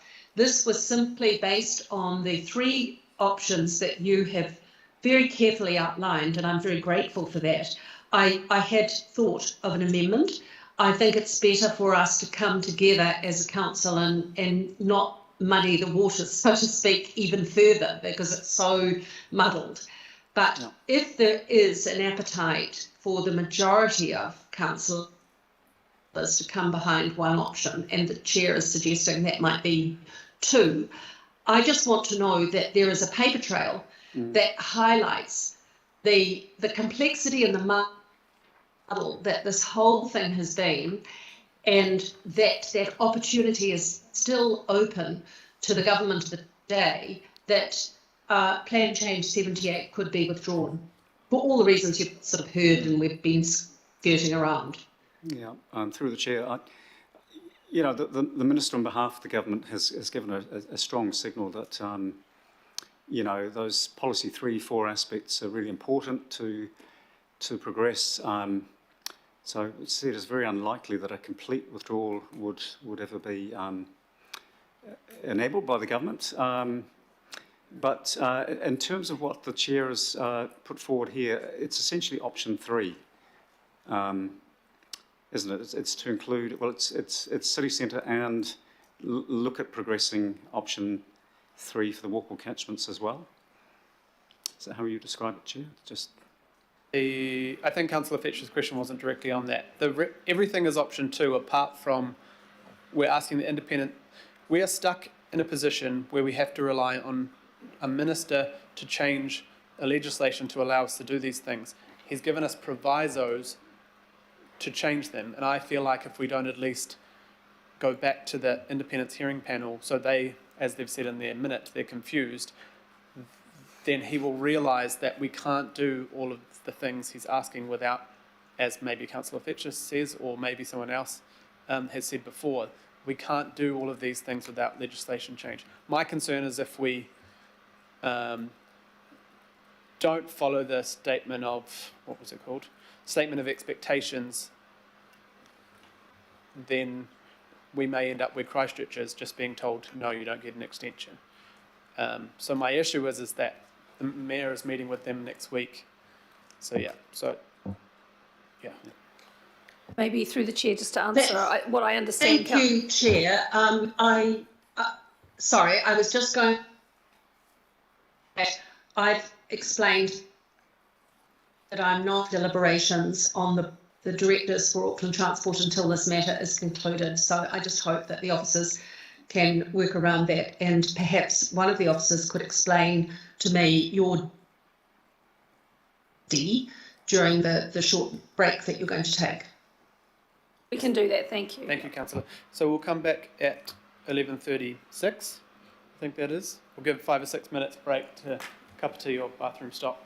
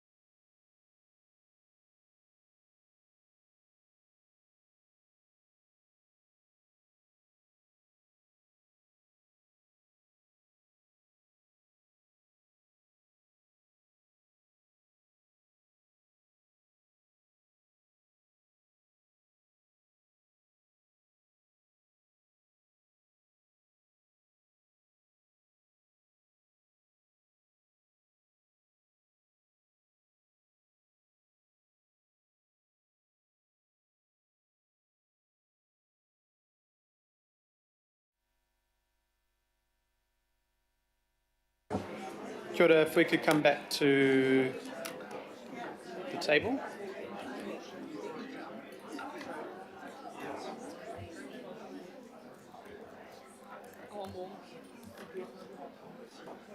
And the mayor is back.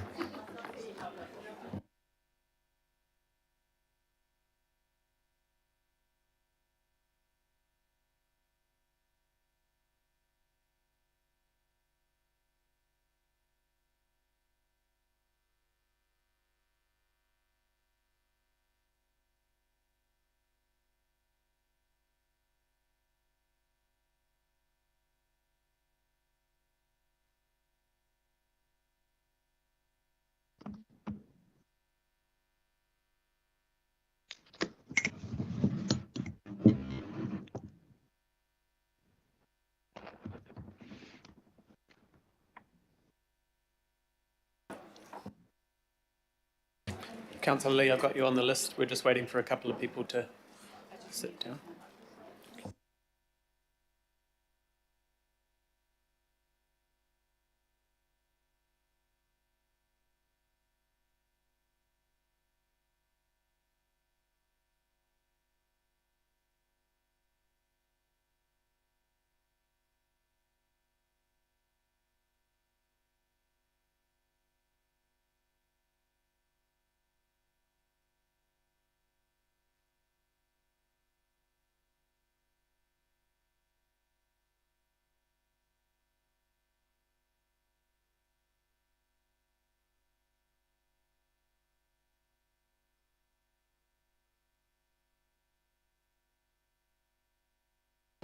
Right.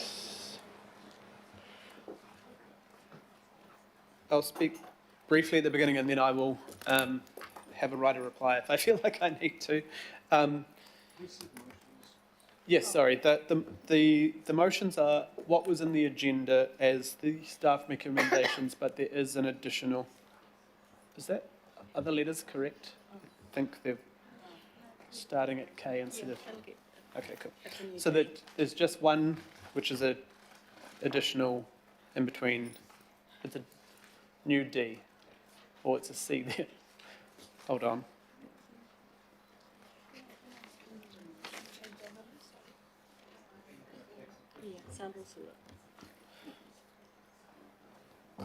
So we're into debate on this. This has been obviously an ongoing saga, especially for our communities. There's been a lot of confusion from the beginning of this process. There have been so many pieces to this puzzle, and we're still on that journey. Obviously, the purpose, which we supported, was, housing growth, ensuring that we have options for people around our city, and we know there is a housing crisis and a homelessness crisis in this city. What we have been disappointed with is the fact that this process and the law doesn't allow us to vary based on the city. It has not allowed us to enable changes through hazards post the floods, which everyone is expecting us to do, but the legislation does not enable us to do that.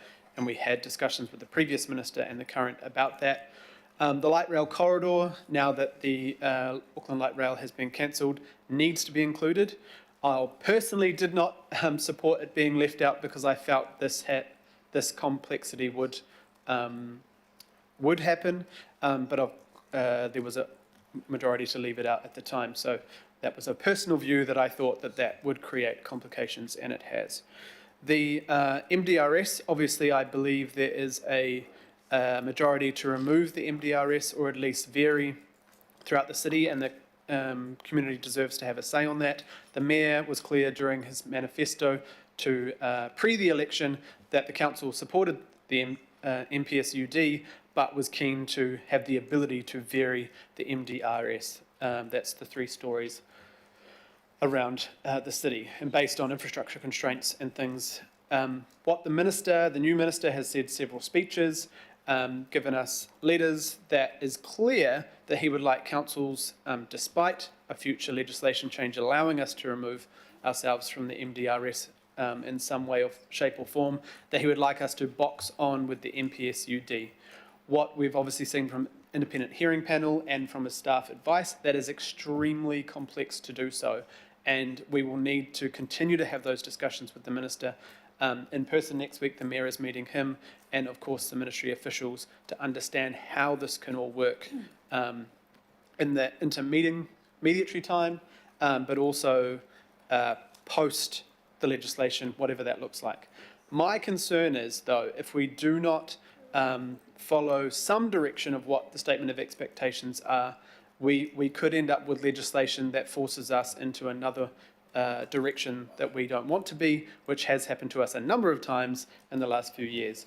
So the Minister was very clear that we must continue to implement the MPSUD while they prepare legislation on the medium density residential standards. What we do need, though, is for the Minister and the government to move forward with that legislation as soon as possible, so then we know, and officials know, and community knows, who are spending a lot of their time and money on trying to submit on the current process, if that process changes, how that can work. The D is in there, basically requesting the independent hearings panel to show that what the Minister's requested and what we've requested, to see if that is possible, and that will give the Minister a clear steer on what we can and cannot do as a city. I am worried if we don't show that we are willing to act in the way, the agreement, the letters back and forth, then we could lose the opportunity to vary, and then we end up with doing a different plan change on light rail, a different plan change on hazards, a different plan change potentially on the MDRS after we've completed this whole process. And as the option 4 that was mentioned, we do not have that legal right to pull Plan Change 78, and that may or may not ever happen through legislation. Right, so that is my general view. I've tried to get it, I know there's diverging views across this table. I've tried to figure out how we can get many people's views into this process while also trying to maintain relationships with the government on this. Point of order, Mr. Chair. Next. Mr. Chair, would you entertain a question from me in relation to D? It is a question of clarification. Question of clarification is okay, but I don't want to start questions during No, I'm debate. not having a debate with you at this point. I will speak later on this point. My question is, under D, how many walkable catchments are unaffected and therefore would become operative? That, as we have not had the advice yet, and I'm talking about becoming operative after hearings process, like the city centre. Yeah, no, I get that. The question of natural justice around the hearings is a different matter again. We can talk about that. I want to, well, is it 5? Is it 15? Is it 18? I mean, the question for me is, what is the quantum that we're talking about? Because, and can we get anything to clarify that at this stage? Well, I think we're past that. That's not really clarification. I think we have a councillor swearing over the online process. Yes, unfortunately, no, councillor. So you don't. There won't be advice on that. So you'll have to make your decision. And I'm happy for people to note their opposition to items on there. Councillor Lee, you'd like to speak. Thank you, Mr. Chair. I'm just at the Bay of Islands speaking at a conference, but I thought it'd be a good chance to get away from council routine. I'm still getting over last month's planning meeting. But anyway, we're back into it. I first of all, Mr. Chairman, I wish to strongly.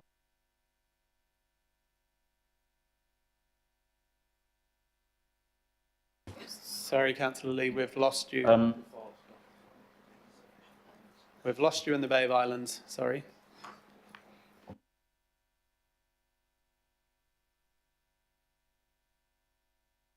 The Bay of Islands swallowed him up. Sorry, Councillor Lee, we'll send you a message. Councillor Sayers, you'd like to speak? Yeah, thanks, Chair. I'm just asking for item D that's been added in to be moved separately from the bulk of the recommendations, and also for item D to be voted on by division. Yep, that's fine. Thank you. Right, Councillor Henderson, you'd like to speak?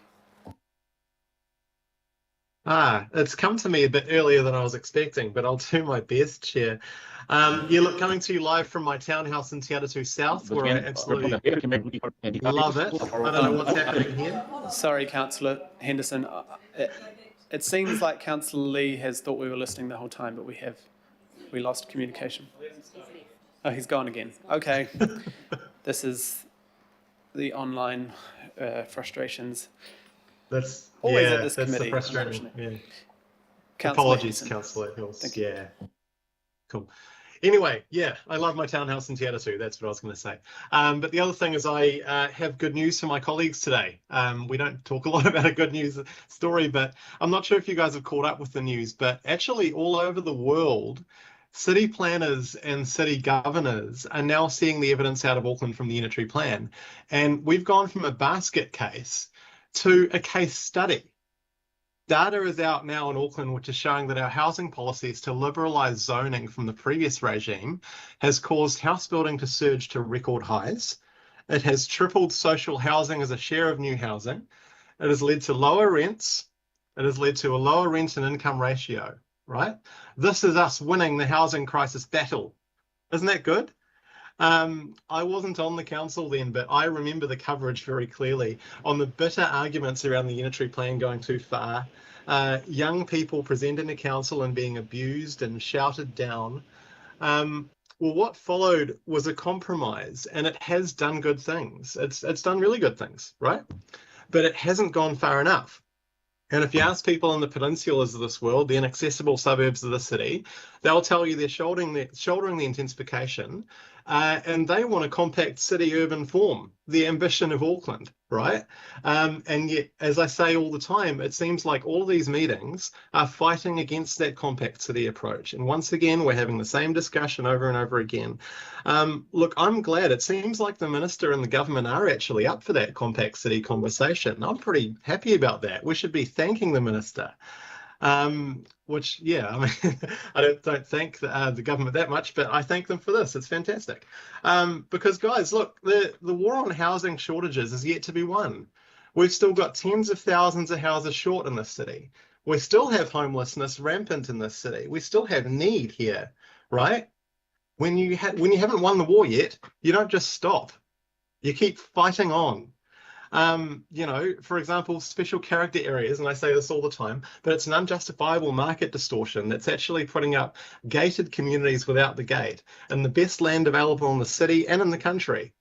Thankfully, I don't have to talk about that too much today because we're talking about today something that I think will be generally really positive. I'm a huge fan of option 3, actually. Look, honestly, I probably would go further.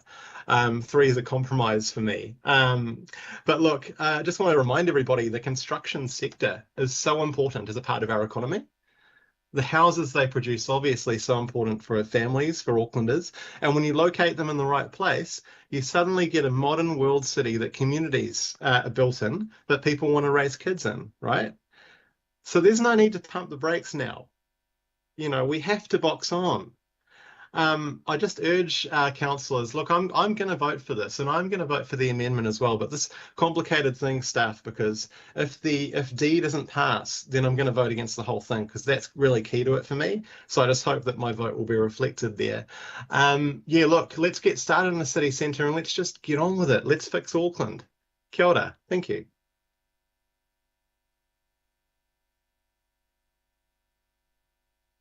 Councillor Ferry. Thank you.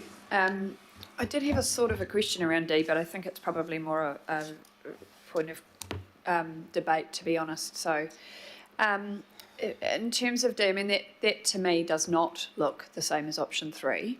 It's a significant step down from option 3, and like Councillor Henderson, I probably would have preferred to support option 3, but that's not where the room's going, and I think I think the inclusion of D is a respectful way of moving forward on that aspect. I find myself feeling very uncomfortable about agreeing with Minister Chris Bishop about some aspects of this, but nonetheless that's where I am, and it's best to be honest about that. He has had conversations with us that indicate that he's only given us the extension on the basis that we do box on, is the term that's been used a lot. And I think D shows goodwill to attempt to box on, acknowledging that that's, you know, we're not going straight to boxing on. We're, I don't know, what are we doing? We're unwrapping the box first before we box on, or something like that. It's probably a boxing metaphor, and I've gone completely the wrong direction there. Sorry, my dad would be very ashamed as a former boxer. So, yes, I guess we're doing the warm up, aren't we? Yeah. Before the actual boxing, right? So, putting the gloves on. There we go. So, well, we're asking the independent hearing panel to help us put the gloves on, and if they don't want to put the gloves on, then we won't put the gloves on. But we are engaging in this with goodwill, in the direction that the minister has indicated he was expecting us to go in order to grant us the exemption, noting that he didn't give an exemption to Christchurch. So I'm in that mind supportive of the inclusion of D. I would have preferred 3, but I think this is a good compromise and way forward. I'd like to just briefly mention, you know, we've had quite a bit of discussion today, and this is a repeated theme that comes up about the fact that there's a sense that we have enabled enough housing already, and I really am uncomfortable with that conclusion, because I do still see people in my area who are living in cars, who are living in situations where there are way more people in a house than that house is designed to take, people who want to live in different living situations than the housing stock that's provided in their community already, people who want to be able to live without cars and thus within a short walk of other transport options, traditional transport options like walking, cycling and public transport. So, you know, I do feel uncomfortable with the idea that we've done all we can do. We absolutely haven't, and we do have to keep going. We have ambitions around, which is the questions I was asking around the compact city, and we need to move forward on achieving that, not rest, you know, sit back and go, the fight's over, the boxing match has been won or lost, or someone's had a technical KO or something, and we can just stop. We have to keep going, and so I will be voting for all of these resolutions. And thank you, Chair, for your incredible work. I know this has been happening behind the scenes for a long time to try and get to a position that people could support. I hope everyone does support this. Thank you. Kia ora, Councillor, thank you. Councillor Lee, I'll see if you're back on. If you cut out again, that Yep. we won't be able to. Technical, yeah, mate.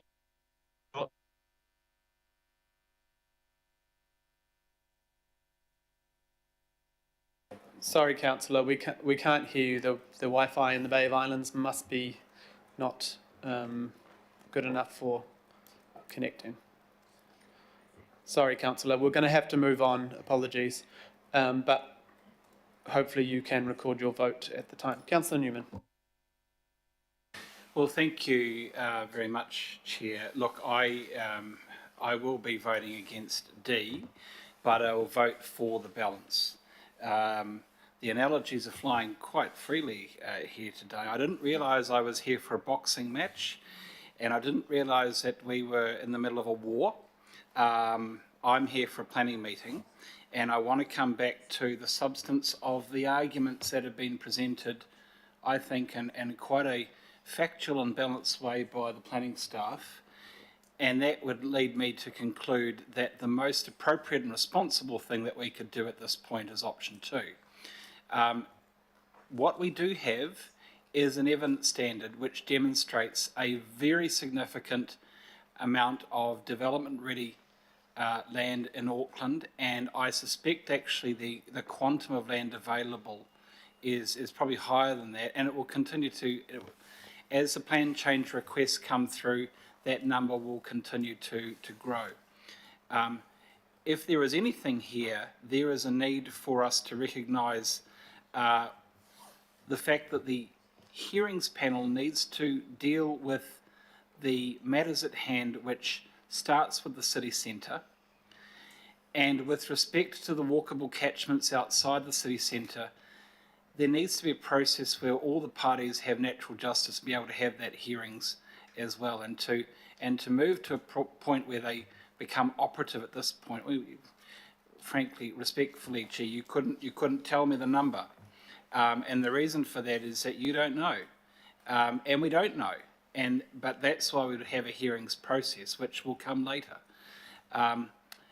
Chair, I think the Mayor is right. What we're talking about is increasing the capacity of development-ready land and bring it to a market which is, I won't say it's dead, but it is depressed. We are in the middle of a recession here. There is an opportunity for us to continue and to complete this work in an orderly and sequenced way. But frankly, I can't vote for D because I don't want the Mayor to go to a meeting with the Minister with what I think is a set of resolutions that are not complementary. They contradict. Option 2 is a series of it's a recommended option with the advantages set down. It enables development.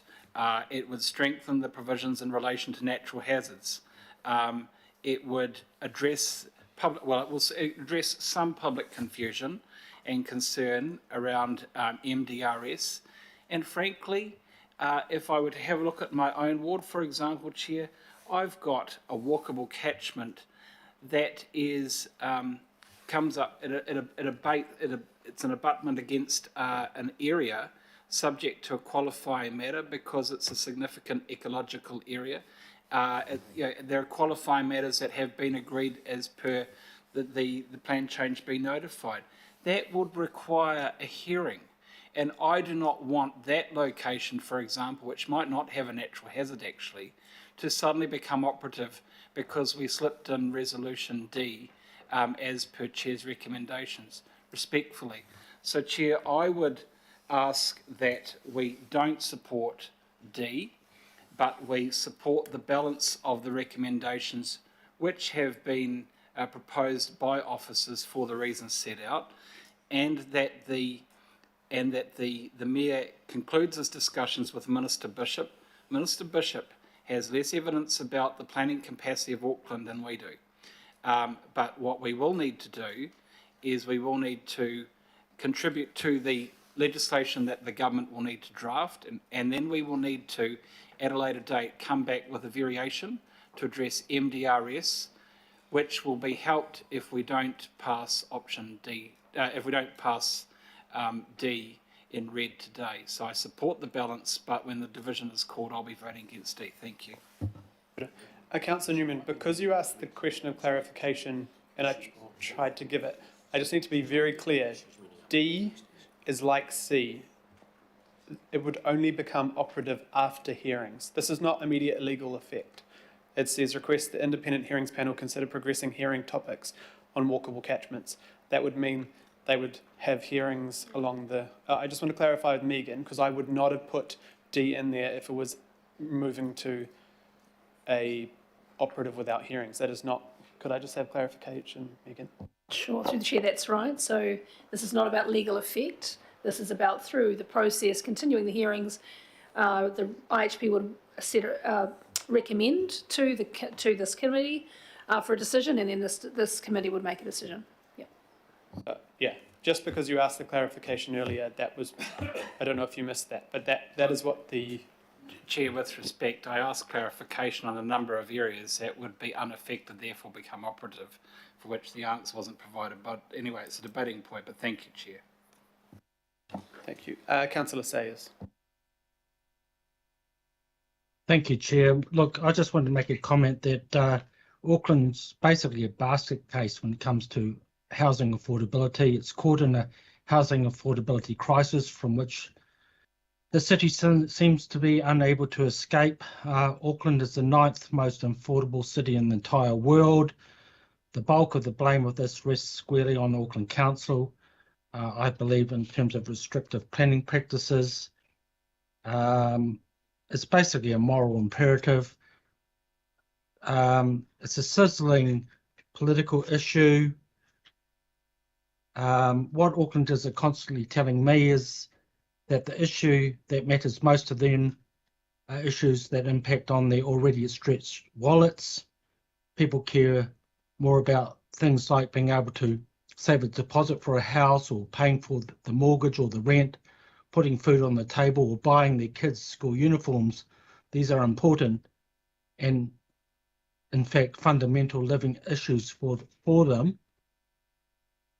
You know, the housing prices in Auckland are incredibly unfair. They should be seen in the blunt terms of what they really are. Auckland is the third most expensive city globally in the world in which to catch public transport. Basically, it costs about 9.2 to 10 times the median annual income to buy a home. To be affordable, and councillors have today explained the virtues of what they see as affordable as being okay where we sit. It's not.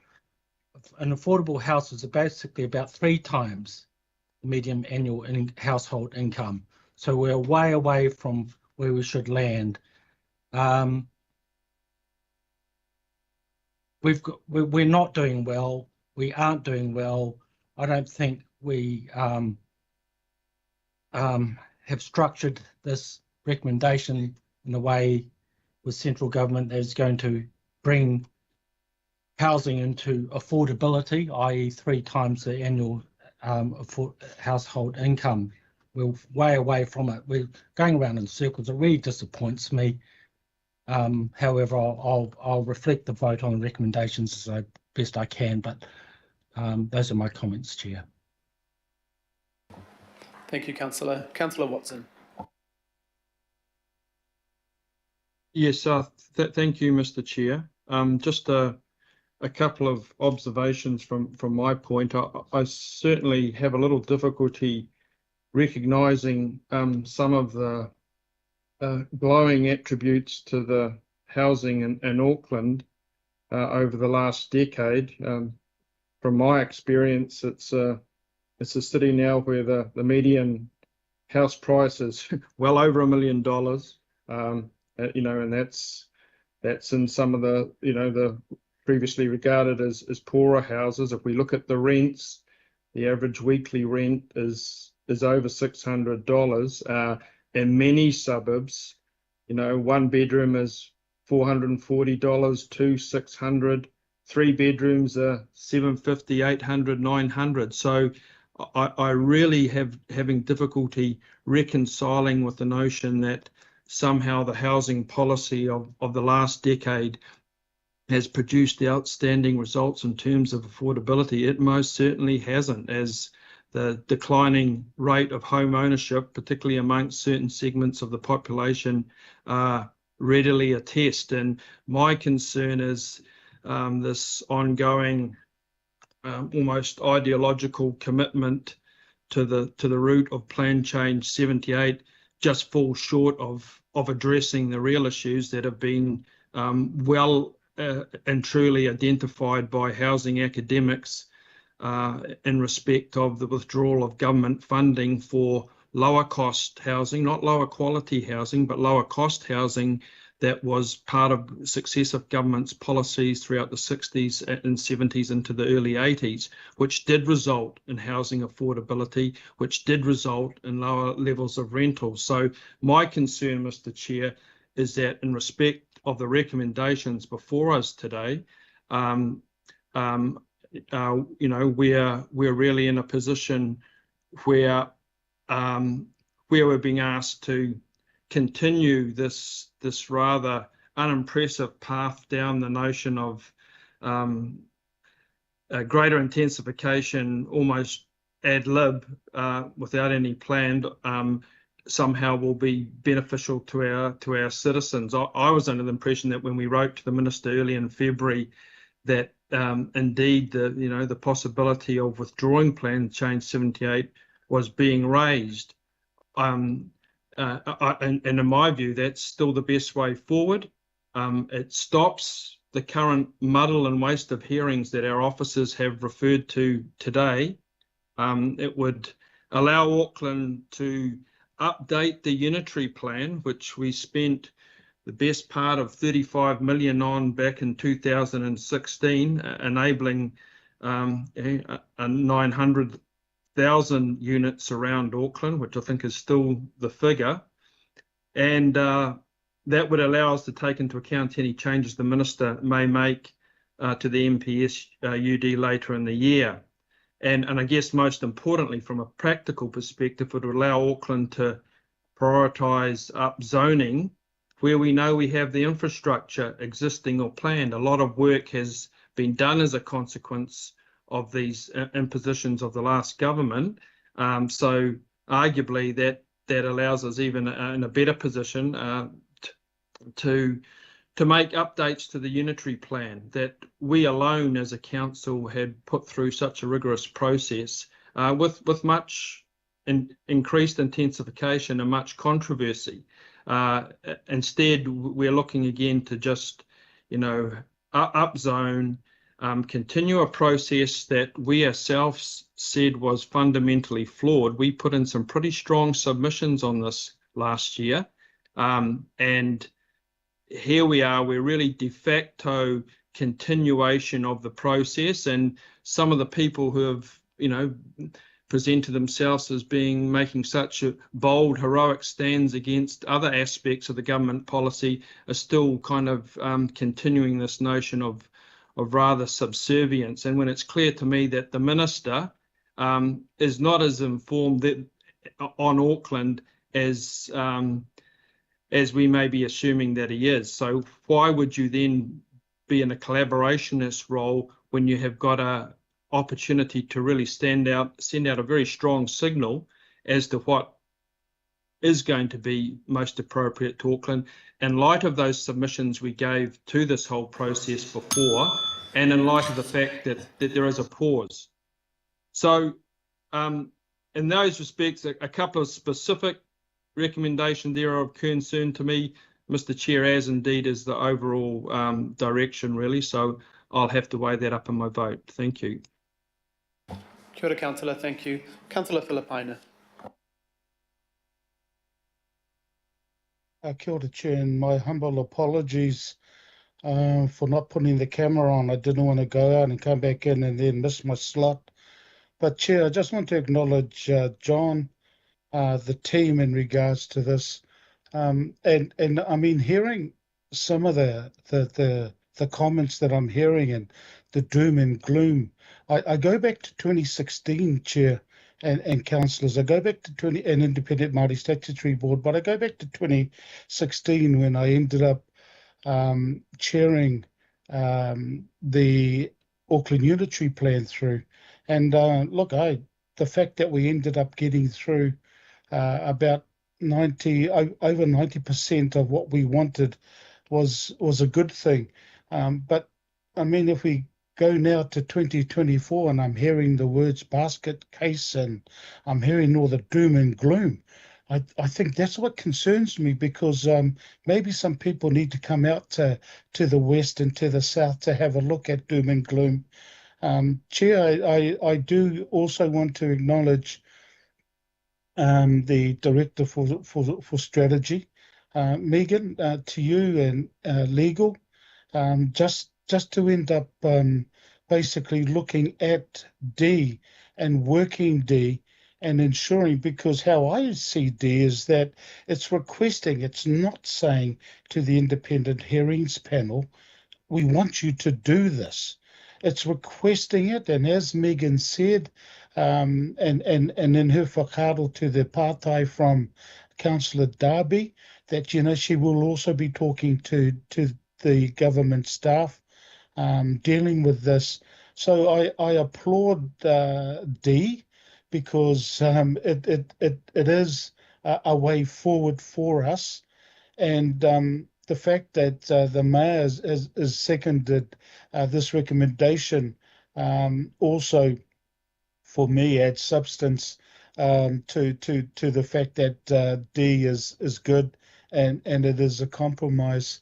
So it's interesting looking at hearing everybody sort of talking about the doom and gloom, and I mean I haven't seen a recommendation yet that we withdraw sections 78. I mean, I PC 78. I haven't seen that, and if people wish to, I look forward to that. Also, for those that are saying it's a crisis, but they want to sort of constrain supply, more. I look. I'm not into that. I'm into the discussion that the Mayor will have with the Minister. I'm into the fact that the Director of Strategy and our legal team looked at this recommendation D and have said, yes, look, this is okay. It's a way forward and a compromise. So I will be voting for the lot. Kia ora, Chair. Kia ora, thank you, Councillor Filipaina. Deputy Mayor Simpson. Maybe I'll be a little ray of sunshine. So I just want to say thank you, Chair, for your work around this, and to you, Megan and John. To be honest, when I came in here, I really thought that I might go for option 4, which is to pause everything till we'd had that conversation with government. But I had done a lot of work before today as well around that, as you know, Megan, and with the mayoral office. So I am comfortable where we have landed on option 2. I am not so confident about Chair's recommendation D, and I told you this in advance, Chair, because I think there's a whole lot of unknowns around it. I also think we, you know, as far as housing capacity, I don't think the issue we have in Auckland is the fact that I don't think the reason that we're short of houses is the fact that we haven't got the land, because we've gone to all the trouble of the unitary plan. I think some of the issues around housing, the building of housing, is more around interest rates and the high cost of building materials and stuff at the moment. So I will be supporting all recommendations except for D. I want to finish by saying a comment to the Mayor, because I actually think that where we will get to in Auckland, Your Worship, relies very strongly on your conversation with the Minister. And, you know, I support your view that Wellington shouldn't tell Auckland what to do, that we should have a open conversation so that Wellington understands where Auckland sits. Wellington should understand that we have capacity in our planning rules. Wellington should understand that we are doing all that we can to meet actually the government's direction, but we already had that capacity, didn't we, as part of the unitary plan. So, Your Worship, you know, Auckland's planning and housing and direction really rests on that meeting that you have with the Minister, and I'm sure it won't be just one of them. I would also advise, or suggest, I should say, that you don't leave the Director of Strategy and John outside the door, you actually bring them in with you, because I think that that can only benefit the conversation. But at the end of the day, I think basically a lot of us are on the same plan for option 2 now, and all power to you, Your Worship, in those debates and discussion, because, as I said, Auckland's future in this issue is as a result of those conversations. Thank you. Kia ora, thank you, Deputy Mayor. Councillor Turner. Thank you. I'll be quick.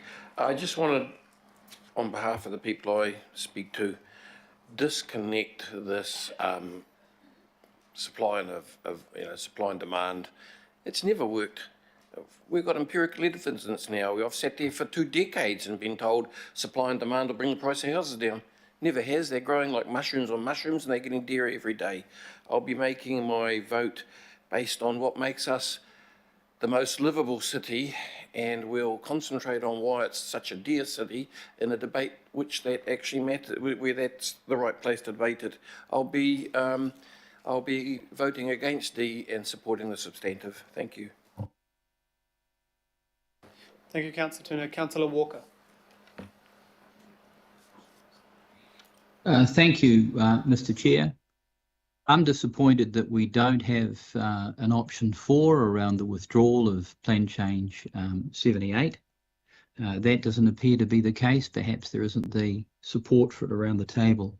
I have a real concern around the information that gets presented, and what I would suggest, Mr. Chair, is it would be very helpful if we had some analysis around the housing situation in New Zealand and the impact of the legislation to date.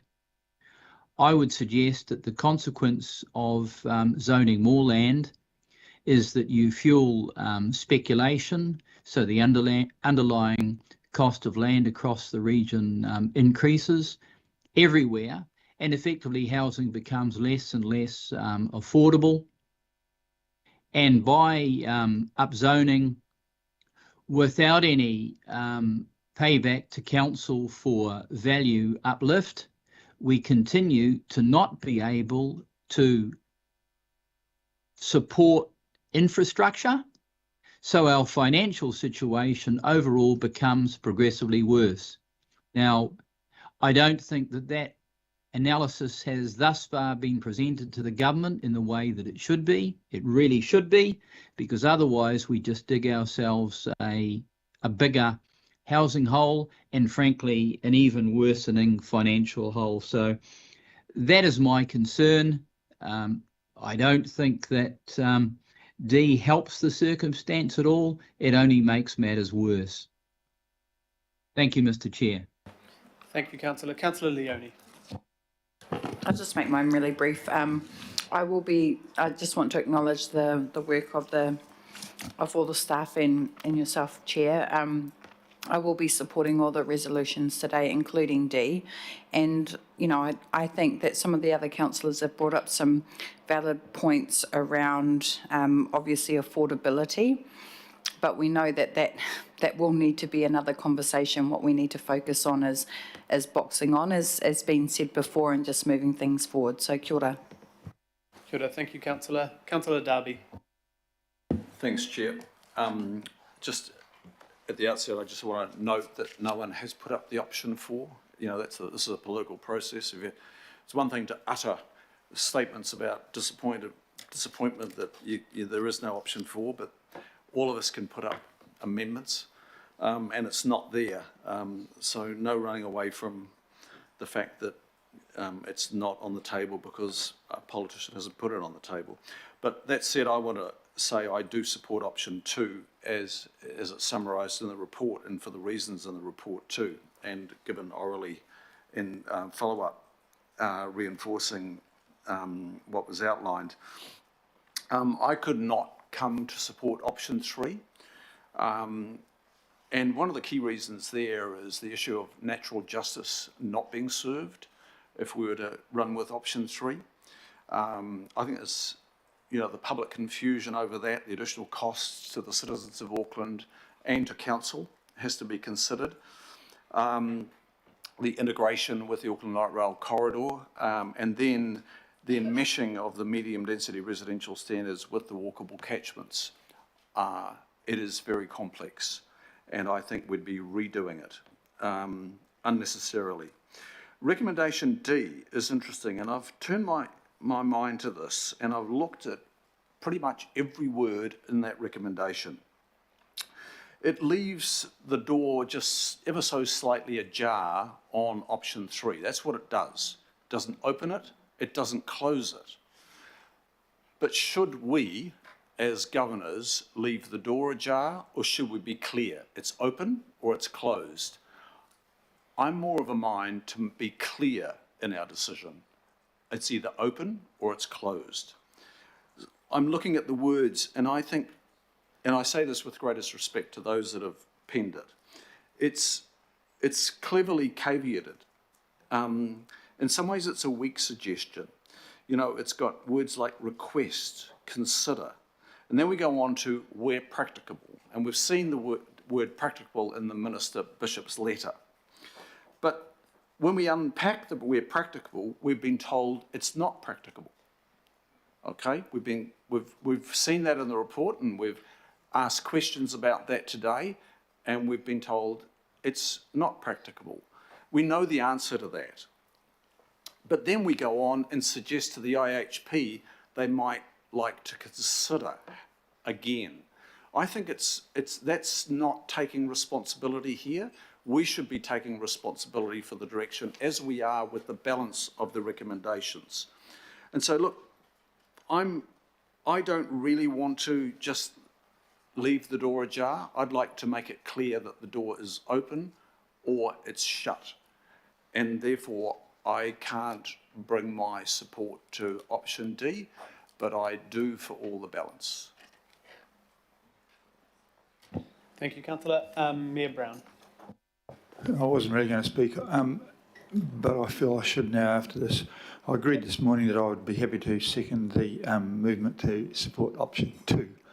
And Councillor Hills has put forward option D, which I'm a bit lukewarm about, and having heard the debate about this, I'm very much in favour of option 2, but I probably won't vote for option D. I want clarity when I get in the room with this minister. He's very forthright and blunt. I've reread the National Housing Going for Growth thing. I think if I've got to meet with a blunt person, I've got to be blunt. So I will be voting in favour of the whole thing strongly, but I'm quite happy to drop D.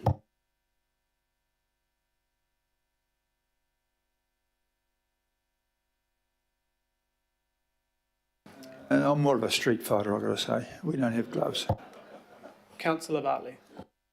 Oh, thank you. I have no analogies. I'm just trying to kind of grasp the effect that this will have on what we see out in our communities. Definitely, as a governor, I see the haves and the have-nots very, very clearly. And I mean, I'm going to support whatever will encourage more housing in our city, because I see so many that don't have the opportunity to live under a roof. Fridays is usually my busiest day when people message me on Facebook desperate for somewhere to live. I had a mum and her children message me. They were hiding out at Mission Bay because the husband or the boyfriend was smashing up the state house that they were in. So they were looking for somewhere to live. It's Friday nights. But yeah, I think I'm going way off. I don't know. I'm trying to see what is the importance of the decisions we make here at this table, on this item, sitting around this table with the reality that is out there. It's embarrassing that landlords think that they can charge people to live in a garage. That's embarrassing for a city. But maybe we do have capacity out there because we are renting out garages to people to live in. So yeah, I don't know. I have apartments in my area that are going up all over the show, and it's $1 million to get in them. And then you have people that are living in their cars in the wharf down the road.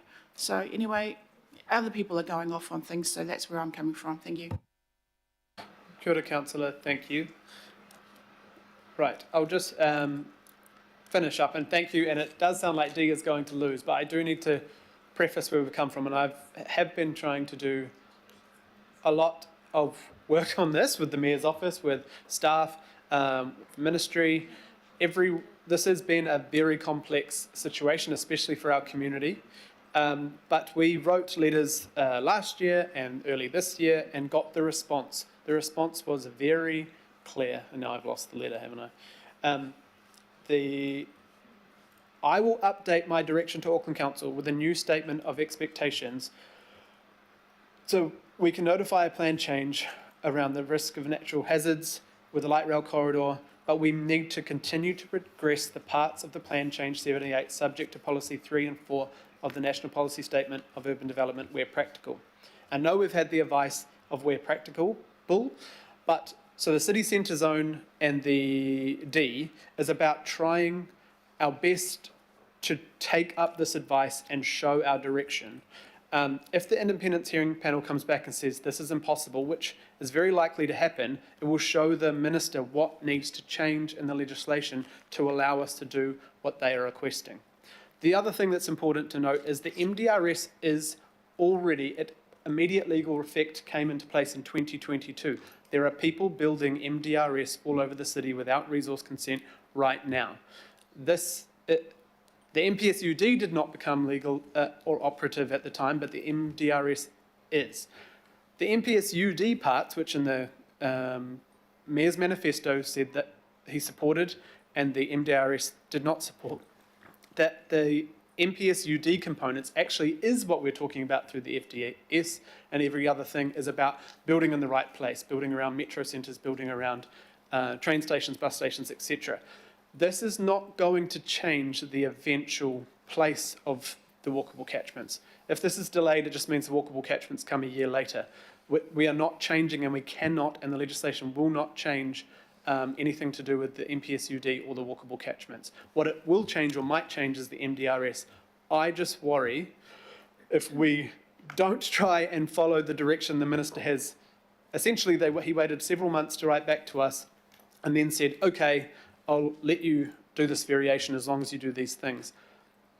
The legislation is coming at the end of the year or maybe even next year, and it may not allow us to do these things if we're not following the direction, because that is what happened last government before with special housing areas. This happens all the time to Auckland. We don't get to choose our planning. So what I was trying to do was trying to be reasonable, sort of be thankful the minister was letting us change the parts around hazards, around the MDRS, around the light rail corridor, which we really need to be done together. And the other bits was trying to progress through hearings, not making operative without hearings. Everything will be with hearings, apart from the MDRS, because that's already in play. So, but I welcome support, but I feel like I need to show the intention, because I have been writing letters and back and forth with the minister. And funnily enough, you know, with the GPS discussions yesterday, everyone says we must just forget our intentions as a council. We must follow the government direction on the GPS. And on this, it seems like some people will just ignore it. They're never going to let us withdraw it. They've been very clear on that. And they will not let us go back to the unitary plan. They've been very clear on that. So this is about going forward and how we deal with that. And I hope when we talk to the minister and when that legislation happens, which we hope this will rush it forward so we have certainty and the IHP has certainty and the community has certainty, we will then have a plan to go forward on. The timeline is not ours. We wish it wasn't like this, but it is. Right, so I'm going to put D first. What's that? We were going to do A. Okay, we might do A. Okay, we'll do A to B. A, B, C. Everything but D. Okay, I think we'll do D. There's a couple of councillors who said, I don't want to support the whole thing if D doesn't go through. So I think that if that's okay. Okay. So we're doing a division? Yeah, so we're doing a division on D. Thank you, members. You're voting for the clause D, which is on your screen. Chair Hulls. In favour. Member Ashby. Aye. Councillor Baker. Against.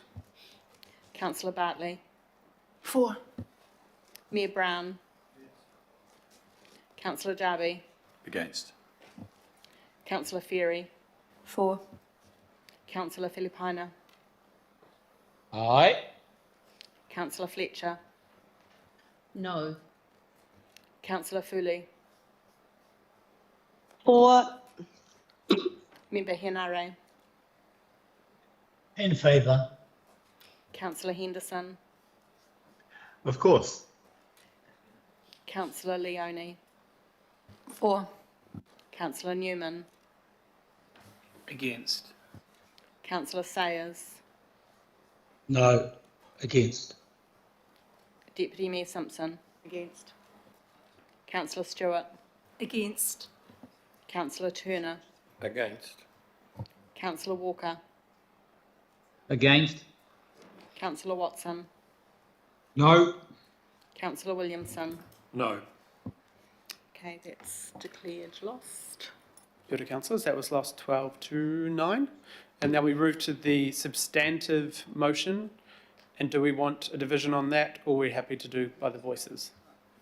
Right, all those in favour? Aye. Are there any opposed? Aye. Sorry, are there No. any? So Councillor Henderson, you're Against. opposed? Against, yeah, thanks. Councillor Henderson and Councillor Watson opposed. Was there any other opposition to that? Against? Councillor Walker opposed.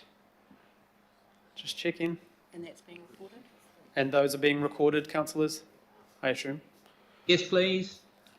Any abstentions? Absolutely. Cool, thank you very much. That was a mammoth task. Thank you for all trying to get somewhere. Thank you for the community for being here. And we will continue to update you on where to from here. Kia ora and thank you very much.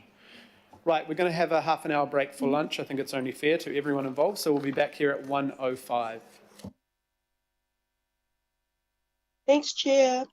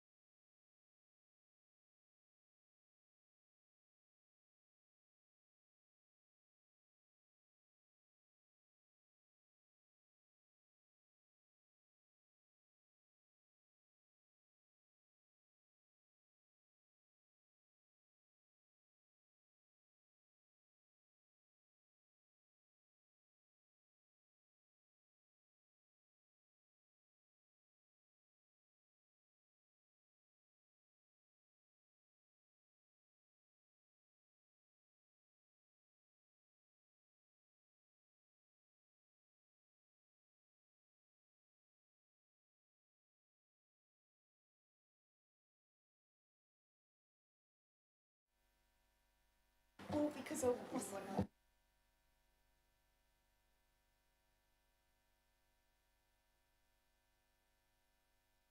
Kia ora everyone, I hope you all had lunch. I had a kebab on rice if you're interested, and it's quite good. Right, we're going to the fast track approvals bill. Really important to know that this is the discussion of what's going to go into the submission, not the submission itself. Rebecca and John, kia ora. Thank you very much for the work done on this so far. I know it is a complex beast. So over to you guys, and then we'll have questions, no doubt. Kia ora koutou. Right, Rebecca will be doing most of the presentation, just a little bit of scene setting. As the Chair has just mentioned, given the timeframes, we don't have a draft submission yet for your consideration, unfortunately, so we are seeking your endorsement of an approach to the submission. So we try to be as clear as we can on what the recommended approach is, and then seeking delegation to the Mayor, the Chair, the Deputy Chair, and a member of Independent Māori Statutory Board to approve the final submission. So the approach is to acknowledge the government's intention to introduce a fast-track approvals process through legislation, but to raise some pretty fundamental concerns with the legislation as it is. In fact, probably pretty significant concerns. So I'll hand over to Rebecca at this point, and she will take you through the issues that we've identified to date with the bill. Kia ora koutou. Thanks, John. That was a really useful overview. So part of the background context is just understanding the purpose of the bill and why it's been introduced by the government. So the government's opinion is that large projects do take too long and they cost too much, and there's certainly evidence around that in terms of resource consenting costs. The other key concern that the government has relates to just how many avenues opponents to a particular project may utilise to seek different outcomes and to slow down that whole consenting process. And that the different consents or approvals that are required for a particular project really add to that overall cost and delay, and that some of the conditions and things that come forward through those different avenues can be conflicting.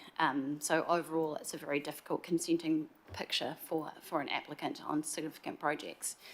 So that's the reason, or the backdrop to having the bill. And the other reason for it is that of the New Zealand First and National Parties coalition agreement to bring forward a fast-tracking regime to have it in the House within the first 100 days. So what has been introduced really addresses those key concerns that the government has around complexity, multiple applications being required in different jurisdictions, and multiple conditions that may be conflicting, and all the costs.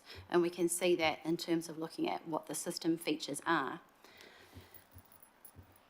What is in the bill is quite different to other fast-tracking proposals that we've seen before. So under the Resource Management Act, which is still in force, there are fast-tracking options available where an application may go directly to the Environment Court, for example, and the Council's first instance decision is bypassed. Under the COVID-19 recovery fast-track legislation, there were also fast-tracking provisions only for resource consents and notices of requirement.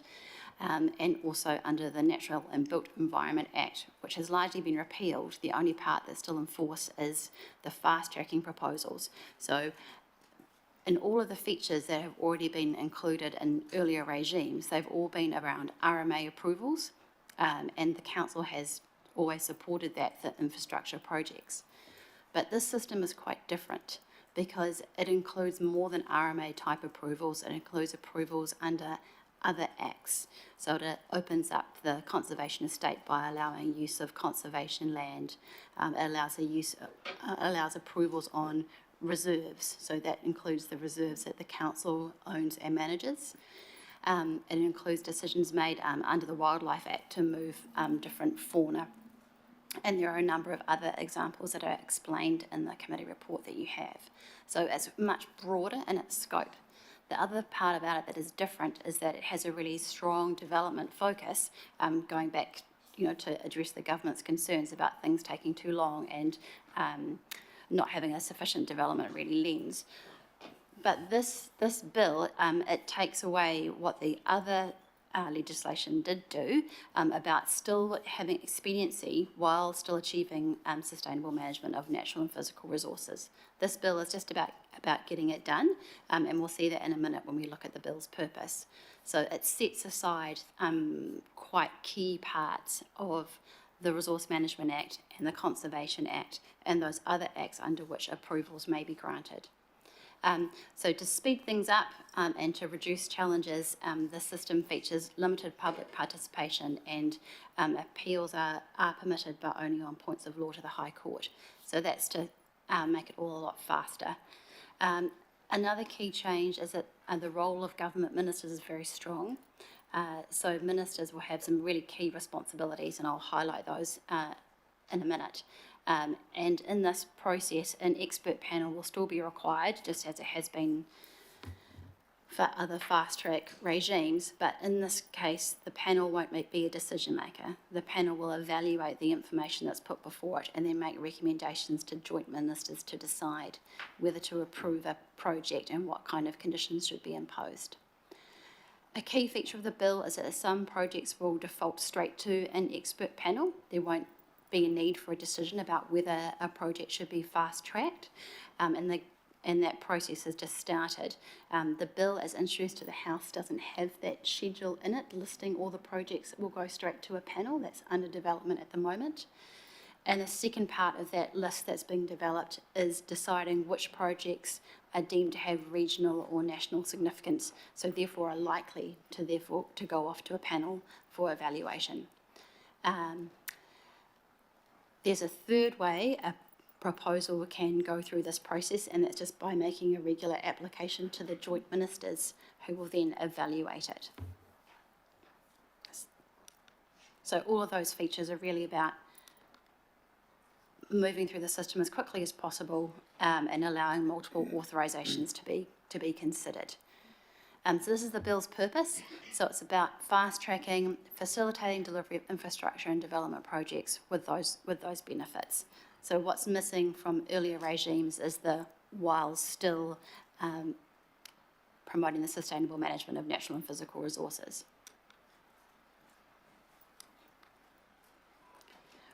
The purpose of this slide is just to illustrate what the ministers consider when deciding whether a project should go on to a panel, whether it should be fast-tracked and go through that regime. So there are 5 key things that the ministers will consider. How they consider those matters is up to the ministers. It's discretionary. And as I mentioned a moment ago, some projects that appear in that list that's still being developed will automatically be considered to be regionally or nationally beneficial. I just draw your attention to the fact that under the RMA, we have rules in the Auckland Unitary Plan and also the Hauraki Gulf Islands District Plan that say some activities are prohibited, and that means an applicant cannot lodge an application with the council to undertake that particular activity. So it can't be considered on its merits. Just the basis of having that rule in a plan means that those particular activities cannot take place. What this bill says is it may be possible to do those prohibited activities. Just because a proposal and its bundle of whatever it is the applicant wants to do, it might include a prohibited activity. That's not a barrier to going through the fast track process and ultimately potentially being approved. So there is a role for local authorities in this process. An applicant who doesn't automatically default to the fast track must consult with the local authority before they lodge their application with the ministers. The joint ministers must seek the views of the relevant local authority, and so too must the panel when they're considering the proposals. the Auckland Council has the opportunity to suggest conditions and put forward some ideas in that respect, but only if the council has already commented on a particular proposal. There's an improvement over the COVID-19 recovery legislation in that there's a better ability to recover our costs, because these are all really expensive processes, and under the previous legislation we were doing it free because we had no ability to recover those costs. So it's good that there's a slight improvement there. The council can appeal the minister's decision to approve or decline, and we may nominate a member to sit on the panel in evaluating a fast track proposal. All the later responsibilities that go with consent still continue to reside with the council, and that has been problematic under the COVID-19 recovery fast tracking system. And there are some concerns in that the relevant local authorities aren't defined in the bill. They only provide for one local authority. Auckland, obviously being a unitary authority, that's a great thing because there is only one local authority entity. But Watercare, for example, has assets outside of the Auckland region, and we would want to be involved in decision making that affected our assets and activities outside of Auckland. And council-controlled organisations aren't provided for. We would like to see them being more directly involved in the process.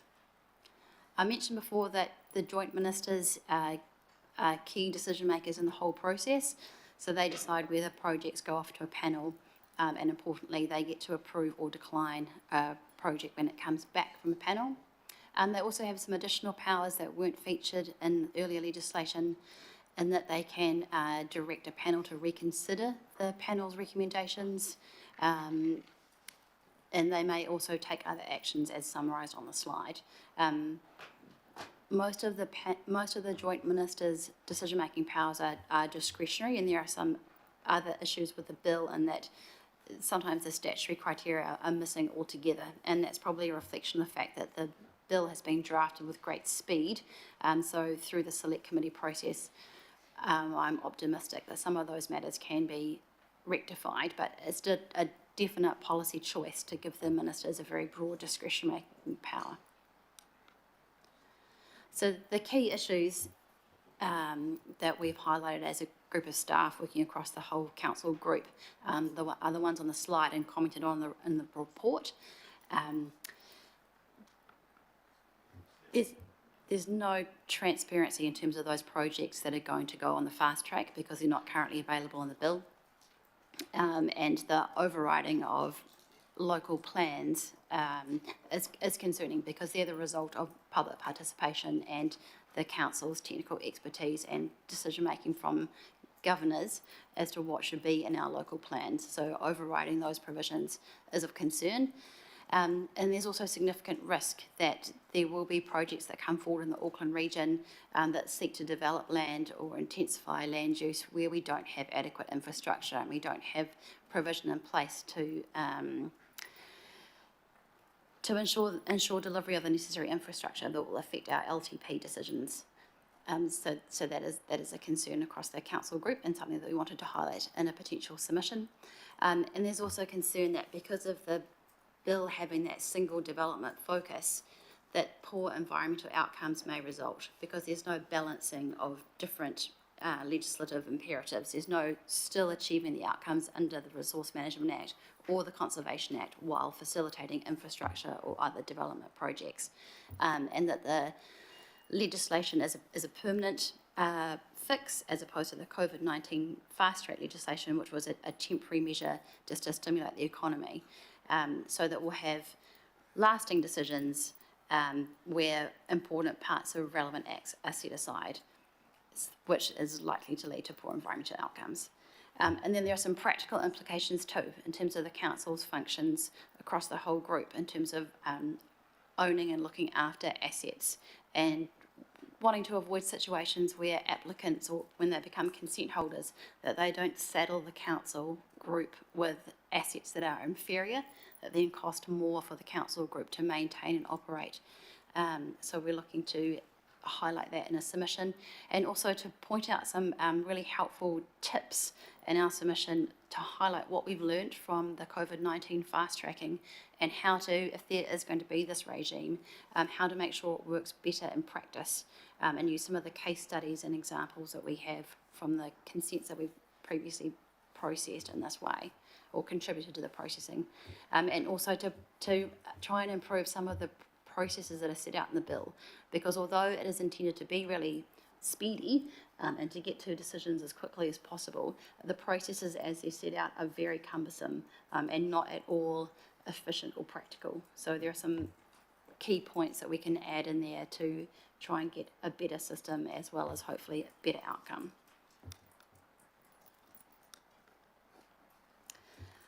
As John mentioned earlier, it's all happening very quickly. Submissions close on the 19th of April, and that's why we're unable to provide you with a full draft submission in the committee report today. So we're really seeking some feedback on, in terms of the recommendations that are put up about what the submission should cover, and making sure that we highlight those fundamental issues to which I just spoke in the submission, and trying to get the best outcomes possible for Auckland. Thank you. Thank you very much for the work done on this so far, and I'm sure writing the complex submission it will be in the next few weeks. There are 2 questions so far, but I'm sure there will be more. Councillor Henderson first, and then I've got Member Henare. Yeah, thanks. My first one is a little bit more, I suppose, technical. Looking at the Māori impact statement, is there anything in your knowledge in the bill around the Marine and Coastal Area Taku Taimoana Act and whether it will need to be consistent with that? Because I know legislation's going through, actually court cases are going through at the moment on that legislation. So do we have any insight there? Kia ora. Through you, Mr. Chairman, yes, we do know about that. There's a clause in the bill that looks to protect customary interests, including the legislation to which you just spoke, as well as treaty settlements. But there are a number of weaknesses in the bill in terms of broader Māori interests. For example, there's no Treaty of Waitangi Principles clause, and what the bill does in considering any RMA approval, it actually sets aside, that's a good example of some of the provisions in the RMA that are set aside. So the treaty principle in the RMA is removed in the consideration of resource management approvals under this bill. Okay. So there are some protections, but equally there are a lot of questions and some concerns about Māori interest, yes. Thank you. That's really useful. And this sort of very different question, but I understand a lot of the rationale for the bill is that things are going too slowly. Are we looking at providing some sort of detail around things at a level like staffing for us? I know that last term in particular, resource consenting staff were huge. There's a huge shortage the whole time. I haven't heard whether that's still the case, but surely these kind of more small things may speed up the process, and is that part of our submission? Through you, Mr. Chairman, what we're looking to do in the submission is highlight the fact that Auckland is actually a powerhouse and that we process more consents than any other local authority, probably more than all the other local authorities combined, and that the analysis supporting the bill produced by the government is deficient. So the only evidence supporting the bill is to do with the cost of infrastructure consenting. And we want to highlight the fact that we actually process a lot of consents and we do that really well. Sounds fabulous. Thank you, Chair. Thank you, Councillor. Member Henare. Kia ora, Chair, thank you. 2 or 3 questions, and not really concerning the rights and wrongs of the bill, but more about our submission. How will the submission ensure that iwi authorities without treaty settlements are included in the consultation and the commenting process? That's one. I think I'll just rattle them off. in seeking changes to the bill from its current form, will the submission include a reference to the lack of a Treaty of Waitangi provision and the treaty principles? And will the submission highlight the sort of impact that lack of consultation will have on iwi and hapu with fast track projects and the potential down the line for future Waitangi Tribunal claims? Through you, Mr. Chairman, yes, I can answer all three of those questions because I drafted those provisions yesterday in the submission for consideration for the members who get delegated authority to finalise the submission, answering all those points. It is a concern that non-settled entities don't have a voice, and that's a matter that we're highlighting in the draft submission. And it is a concern the lack of a Treaty of Waitangi principles clause, and that's in the submission too, and also the risk of additional litigation which may indeed from parties as a result of the treaty not being honoured, that will actually slow down projects, not expedite them as per the bill's purpose. So all of those matters are in draft form in the submission.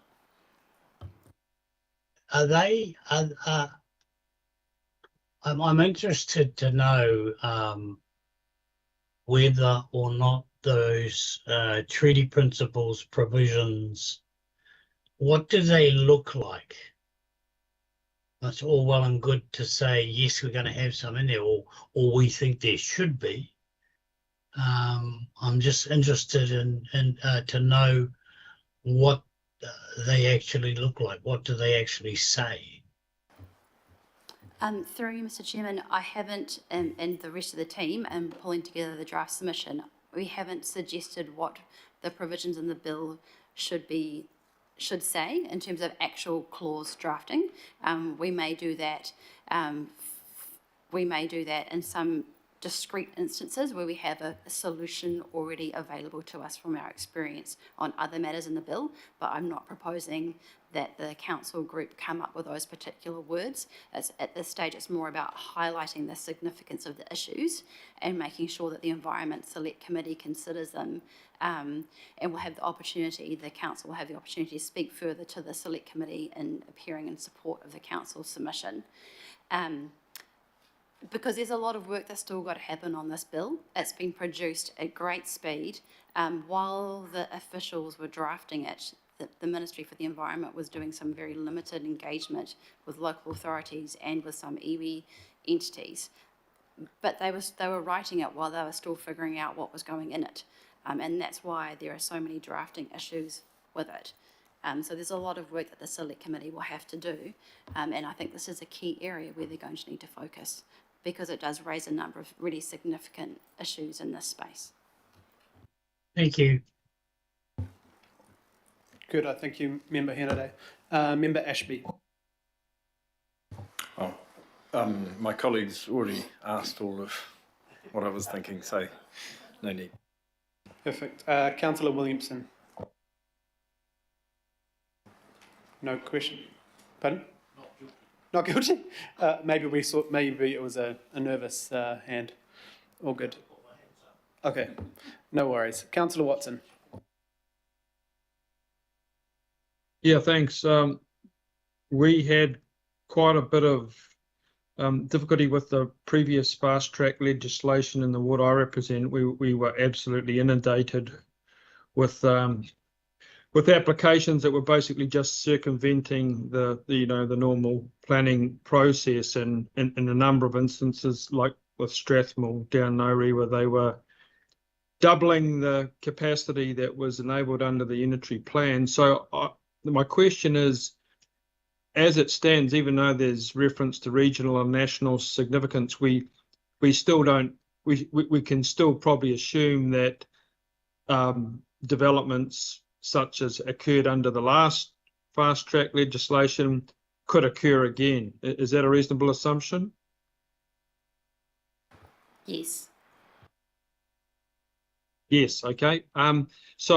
Just that being the case, then I've looked at all the points, and in particular the ones around point 22 in our agenda, you know, the issues with the bill in its current form. So our submission will look to cover all of those as articulated in our agenda. Yes. Yeah, okay. So I'm just checking, Mr. Chair. There's any number of points there that I think are very valid ones, and essential for this submission. So I'm just checking that as it appears in our agenda, that's what we'll be picking up on as part of the submission process. So that provides a little bit of reassurance as far as the council's position goes. But I just wanted to be sure that they're all going to be captured and maybe not some left out.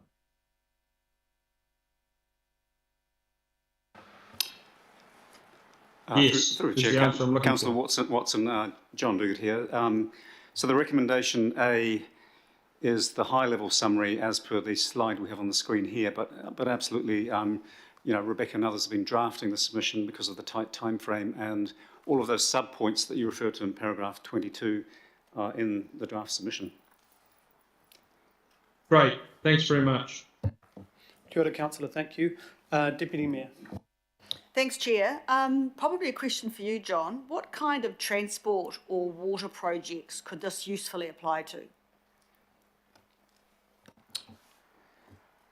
Through the Chair, as mentioned in the report, if the bill goes through in this form or some amended form, I'm sure it will be amended, then Auckland Transport Watercare could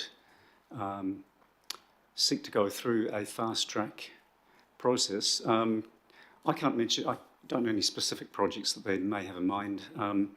In the past, they've making space for water, potentially, but I guess until we see where the bill lands, we really wouldn't know whether that's appropriate for council or the CCOs, or whether the normal process is. So it's really difficult to comment on projects like that. Sorry. Sorry about that. And then to you, Chair, I've had a conversation with you before today's meeting about highlighting the, paragraph 25H by way of an amendment or not, well, you know, an extra emphasis, because I think, and I reserve my right to speak, but are we, I think, I'm trying to turn this into a question, are you confident that the extra emphasis on local input will be relevant? You know, will not be relevant, will give more strength to the fact that Auckland can have a say as opposed to Wellington dictating? Thank you, Deputy Mayor. Yeah, and thank you for contacting me on this in our discussions with yourself and the Mayor's office to try and get the wording correct. So I'll move, we're not finished questions yet, but I will move what's there, and Deputy Mayor said she would second, but as instead of an amendment, I'm happy to obviously incorporate her wording, which is A4, which is just tweaking A4 and making us sort of clearer, I guess, on local voice or how we get that discussion happening on individual projects. Okay, my last question is really to you, Your Worship, because I've discussed this with you as well. So although it goes via the Mayor, I just want confirmation from you that that would be a drop-down system, that obviously it would be your input from the local councillor and the relevant local board, therefore / local community, that would feed up the big triangle into your input. Would that be correct, Your Worship? Yeah, well, it wasn't just my views. It was me as the representation of the views of those around me who have input to it. I have checked with the mayors of Christchurch, Kaipara and Whangarei, and they're all going to add something or other along this lines as well as a way. It's seeing as the thing has a flavour of it being run from the top, it's ministers, and yet in most cases there'll be some flunky below them. I think we thought we'd put mayor there as well, kind of at that, so that the whatever's going on will determine whether we've organ grinders or monkeys involved. But the idea is to match one with the other. But it wasn't just to give me the ability to just willy-nilly offhand give my views on everything. I don't have them on most things, but it would be as a recognised representative of the council. Okay? And so the nominee is there.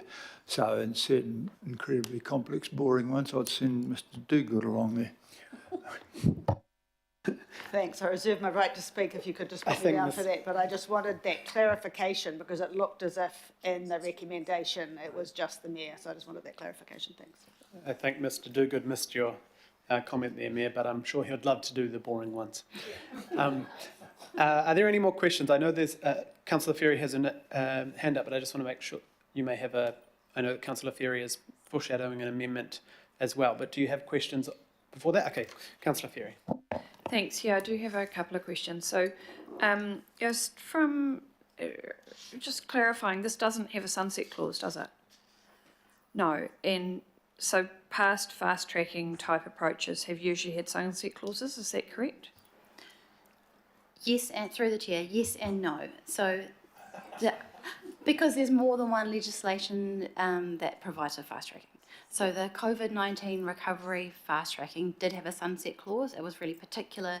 The legislation was about stimulating the economy, providing a certainty of investment while still achieving RMA outcomes, and it was only enforced for several years. The Natural and Built Environment Act, which has largely been repealed, the only parts that are still enforced are the fast tracking provisions. So the government has achieved what it set out to do in terms of its 100-day plan of getting this into the House and having a bill on the floor.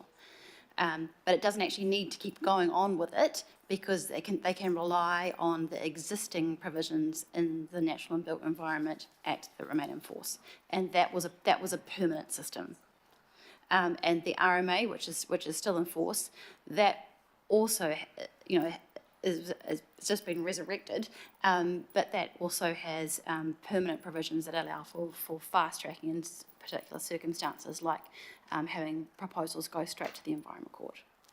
Okay, so so the fast tracking that is currently enabled under existing legislation, putting the COVID one to one side.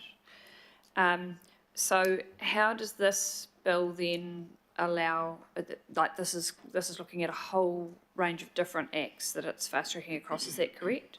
Whereas the other one was much more the two provisions, the RMA provision, natural built environment provision, were both relatively narrow, is that correct? The COVID-19 recovery legislation was the narrowest, just resource consents and notices of requirement.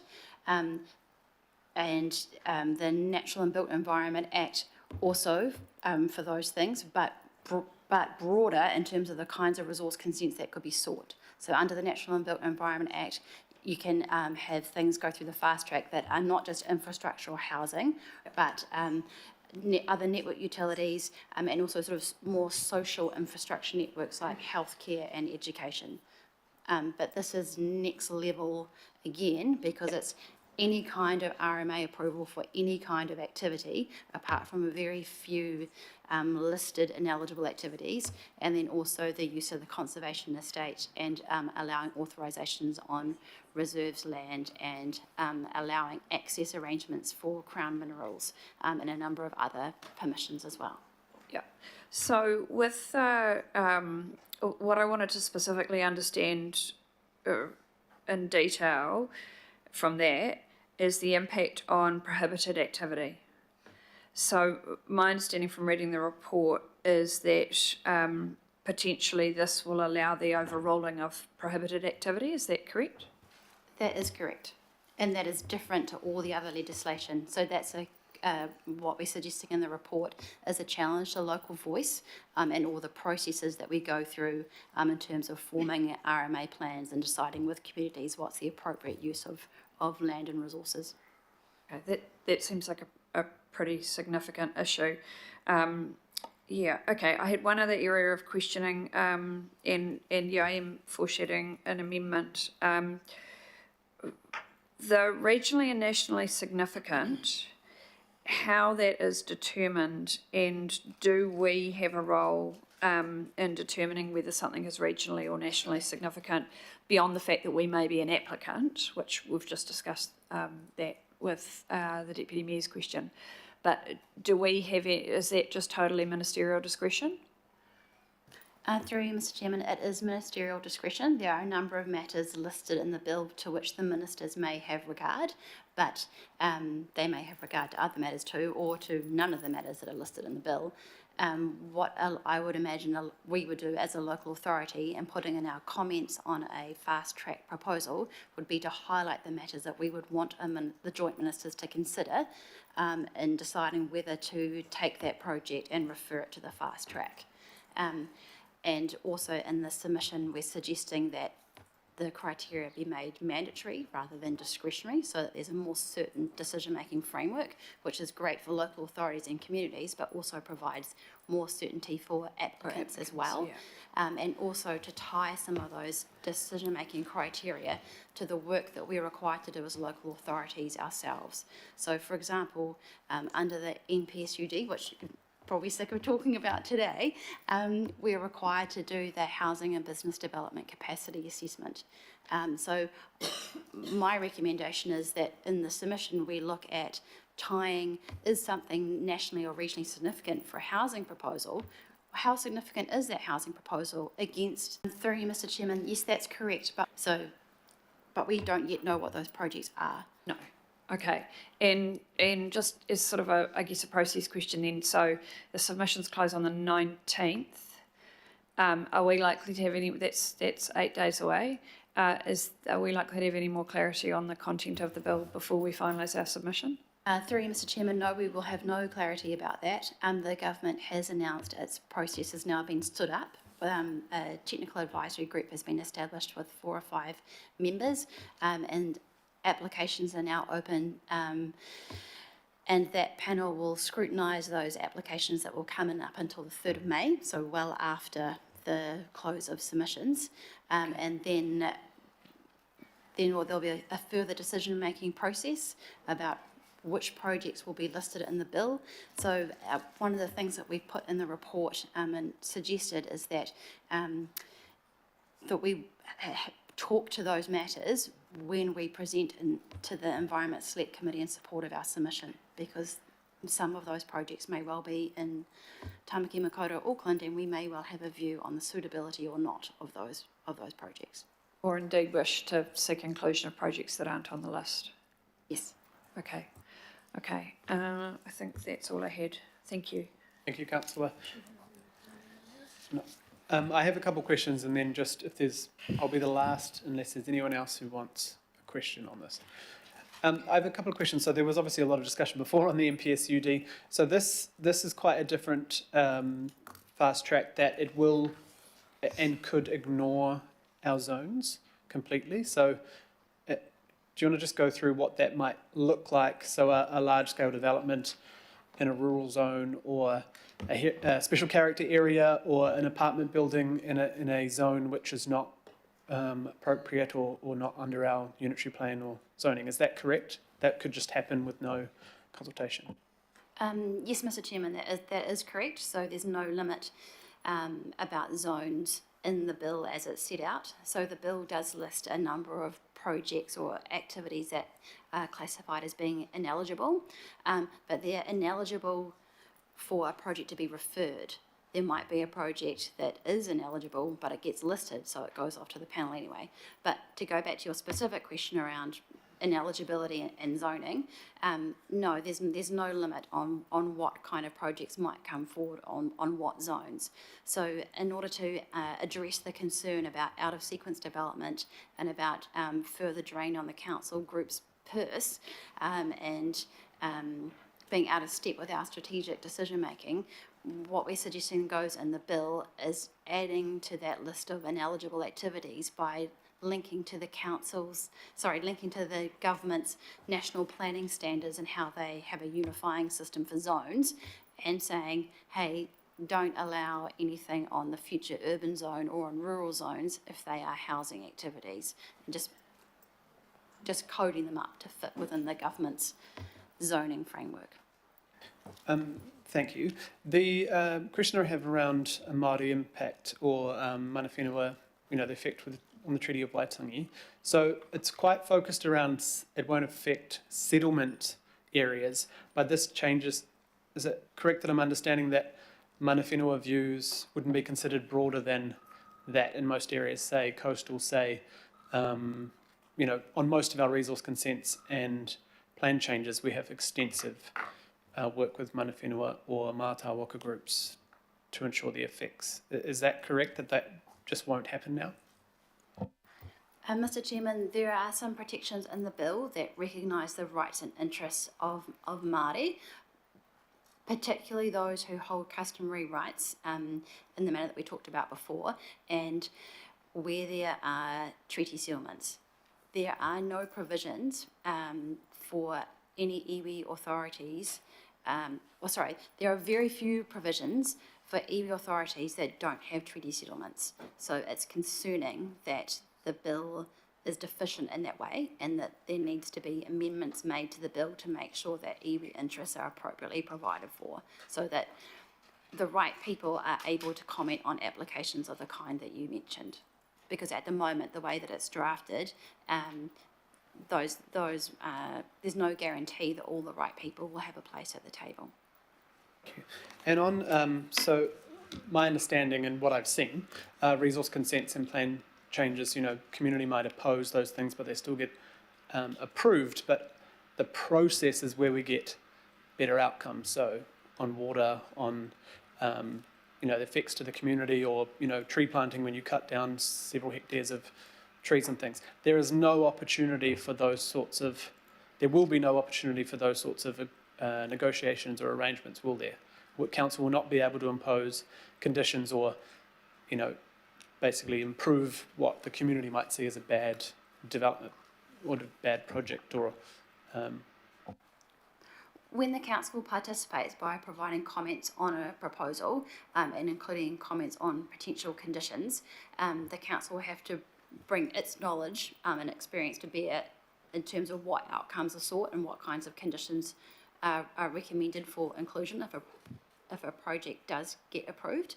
Certainly those individual community groups or environmental groups will not have a seat at the table, because it's only about providing for particular Māori interests, local authorities and directly affected landowners, not a wider community participation in any of the processes, which is one of the key aims of the bill, to get things approved faster and have fewer challenges.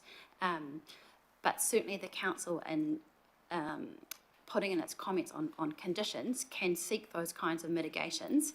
And one of the things that we've suggested in the draft submission is that, unlike the COVID-19 situation, where there were very few hearings held and all the information was just done on the papers, just written comments put in, that there needs to be a better kind of process, so that it's more like a mediation kind of situation, where there can have people sitting around a table doing something online to get better conditions that are more appropriate, that address those concerns, and are also better for the council group, because like I said before, we don't want to get saddled with assets that aren't any good, or conditions that we just can't monitor and enforce. Thank you. I think that is the end of questions, so I'll get you both to. Oh, sorry, there is another question, Councillor Theory. Yeah, sorry, thanks for a second chance. It's a question around the wording of the resolutions. So in what's currently A, 3I and 4I, IV, we're referring there to supporting if it's enacted in its current form. And I'm just thinking, if we're seeking changes, doesn't that mean it's no longer in its current form? Okay, so we just could, would it make sense, Deputy Mayor, if we just, if it's enacted? Yeah, stop there. Yeah, I just want to clarify, because my amendment speaks to in its current form, so I want to be clear with my wording when I put it up, that it's, at the moment, we seem to be saying, you know, we have some issues with it in its current form, and then we're saying, but if it is in its current form, we want these changes, but the changes would mean it's not in its current form. So is there a reason that we've used that wording? Thank you for pointing that out. I agree, it definitely could be improved. I think the purpose of that drafting was to highlight that plan changes are currently not part of the proposal, and we like that because allowing plan changes to be included would be a very retrograde step in the bill. So just acknowledging that they're not currently a feature, but thank you for bringing that to everyone's attention. So it's okay for 3, but we would probably want to take it out for 4 then. Yeah, because we are asking for some changes there, whereas in 3 we're saying this is a particular bit we like, so in its current form would stay, whereas these are bits we don't like. Yeah, okay, cool. Thank you. That helps with... Wait, did we take it out of the wrong... No, that's the right way around. Okay, thank you. Right. There are no more questions. We'll just double check. Yeah, if you, Deputy Mayor, if you'd like to speak at, you might want to, even though I've moved it, but I'm happy for you to speak first, and then Councillor Ferry will go to her amendment after that. If you'd just like to step back from the table so we don't debate at you, thank you both very much. Huge amount of work and very complex and very quick. So thanks, Chair. Look, I must admit the bill gives me some concern, right? But I am sort of confident that in our submission we're doing the best we can to sort of put some brackets or some support around where it's sort of currently going. I suppose what I'm really saying here is that one of the things I'm absolutely a fan of is council's ability to have a say. And I mentioned in my questions, but just before the Mayor dashes out, I think it's really, really important that as a council, and we're using the Mayor as the figurehead because our Mayor is the head of our council, that they have, there is a list of, and a series of people behind the Mayor that will actually have a say on what's happening here. And that is the councillor, the local board / local community. And that gives me a little bit more comfort. I mean, we do need, and our CCOs do need fast tracking for some things. And I understand that, which is kind of leading me to a point to helping them get that through. And I've been told that, for example, the blue-green networks might be eligible and that will get them done faster. So that's kind of giving me a bit of hope. I will say, and this is sort of coming to a bit of a theme, isn't it? The GPS, the work that we did earlier, and this all depends on our discussions with central government in those meetings, because it's really important, Mayor, for you to be really clear that Auckland, and I know you've said it on multiple occasions, but Auckland does want to have a voice at the table. It doesn't want 3 ministers on their own, 2 of which don't even live in the city, having a say and we not having a say. So I just think that strength of Resolution 4A is absolutely key. On B, the reason for B is, look, this costs us money. We came across this under COVID and other things, and I just think absolutely if it's going to happen, we do want to be able to recoup those costs. But it is a submission only. I think it covers a lot of the concerns that people have, and concerns I have, if I'm honest with you too. But whilst we'll put the submission in, and I know that you and Angela and the Mayor and a member of the IMSB will see that final submission, I still feel that the success of where this bill ends up will be in that discussion that the Mayor has with the relevant ministers. Thank you. Thank you, Deputy Mayor. Now, Deputy Mayor and myself have moved the recommendations. Councillor Ferry would like an amendment by addition and has a seconder, I understand, of Shane Henderson. So, because I hadn't had a chance to understand this before the meeting, Councillor Ferry has proposed this and we aren't including it within, but we can now debate that. If you'd like to lead on this one, Councillor Ferry. Yeah, thank you. I think a lot of the things I just heard from the Deputy Mayor would line up with adding this. So this would be a new A3 and then we renumber the ones that come afterwards. I think what we've heard from staff, the deep reservations that are, you know, worded in typically our diplomatic officer language, but you know, really I think speak to the fundamental. Well, it's put in the recommendations as fundamental issues. I think we should just be really clear here and say that we oppose the bill in its current form. That doesn't mean that we can't also say, hey, we like this bit and we'd like these bits changed. That is part of the process, right? And I know most of us around this table have probably been part of making submissions to central government before on legislation, opposing it, in support.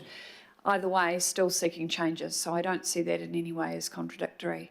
I wanted to put this image up. So this was produced by a journalist, and it shows the difference between what we have had under the COVID-19 and where we're heading. What you can't see that's cut off down the bottom there, those are all individual pieces of legislation, not just the RMA. So this is a really significant step. Thank you, that's it. That actually really fundamentally undermines local decision making, not just by Auckland Council, but by local government right across the country.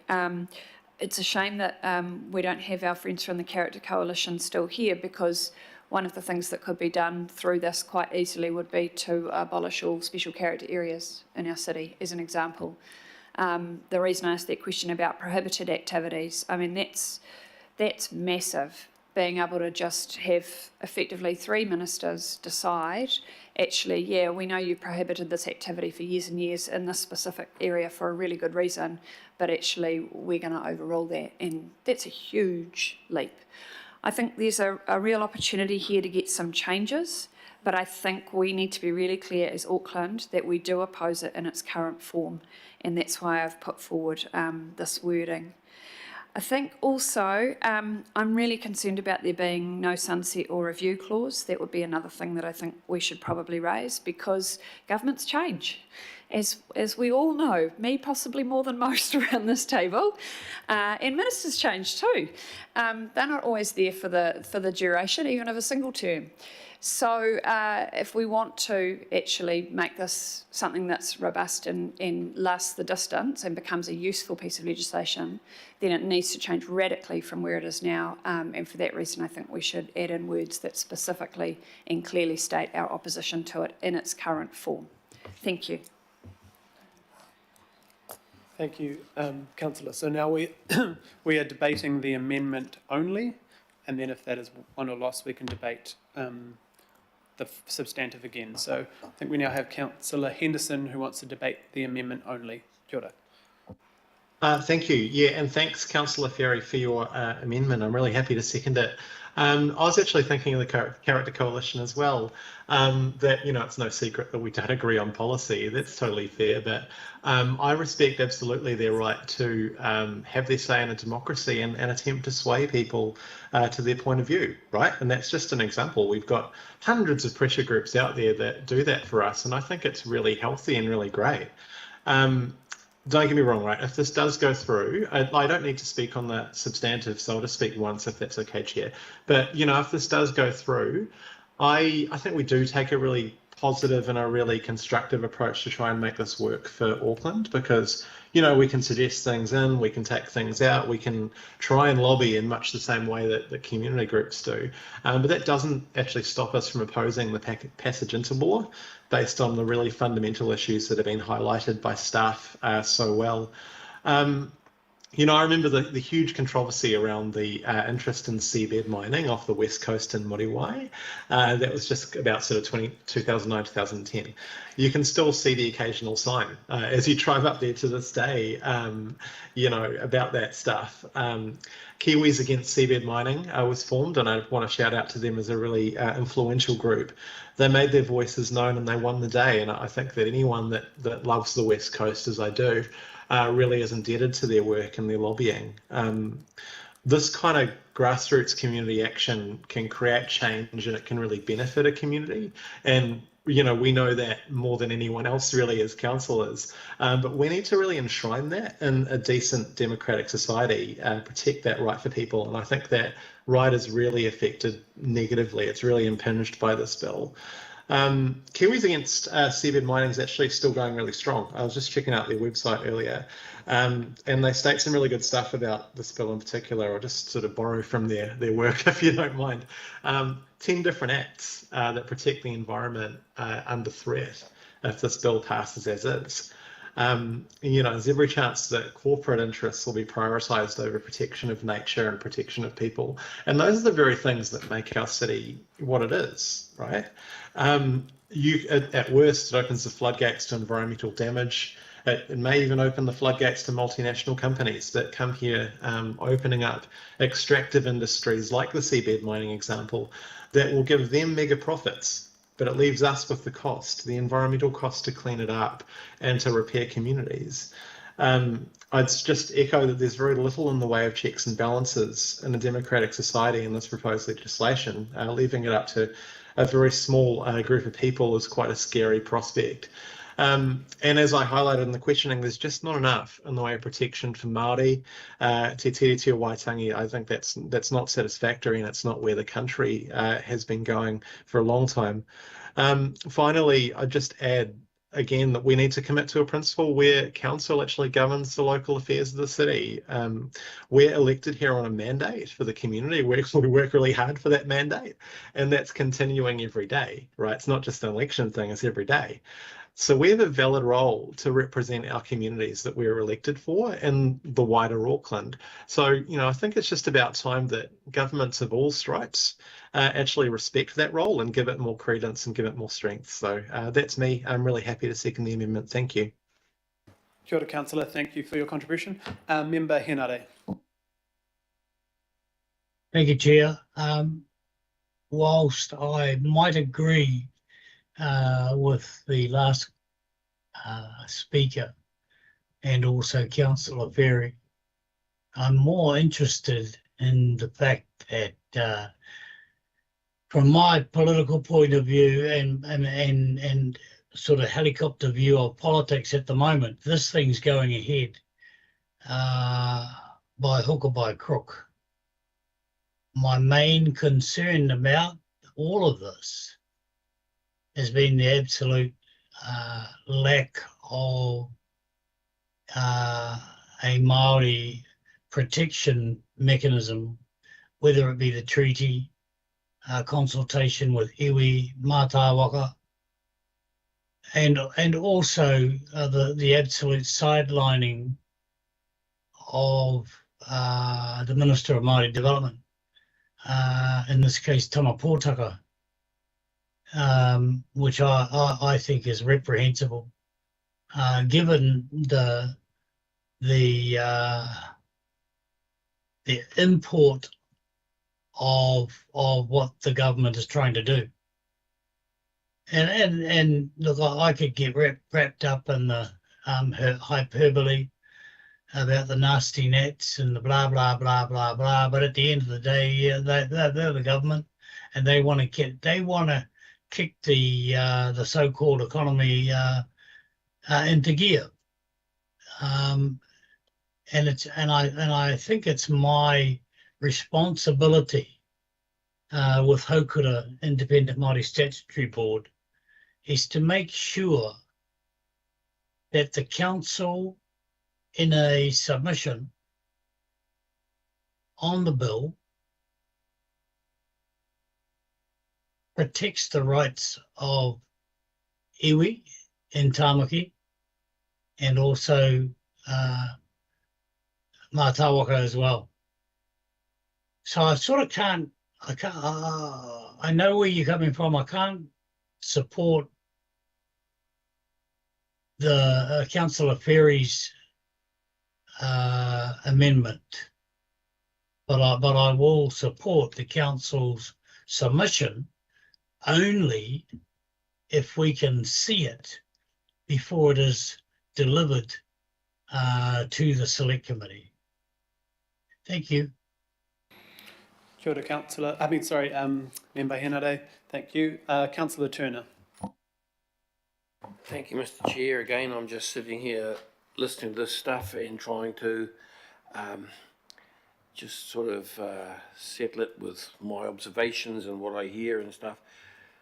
I'm quite, what I worry about with this is that the resource management industry has grown so great over the last few decades, and you hear everybody around the place saying it's not working, it's not bringing the results it says it's going to bring, it's impossible to work with, it's bringing huge cost and stifling our private lives and our economy, and not delivering on the environmental stuff it says it will.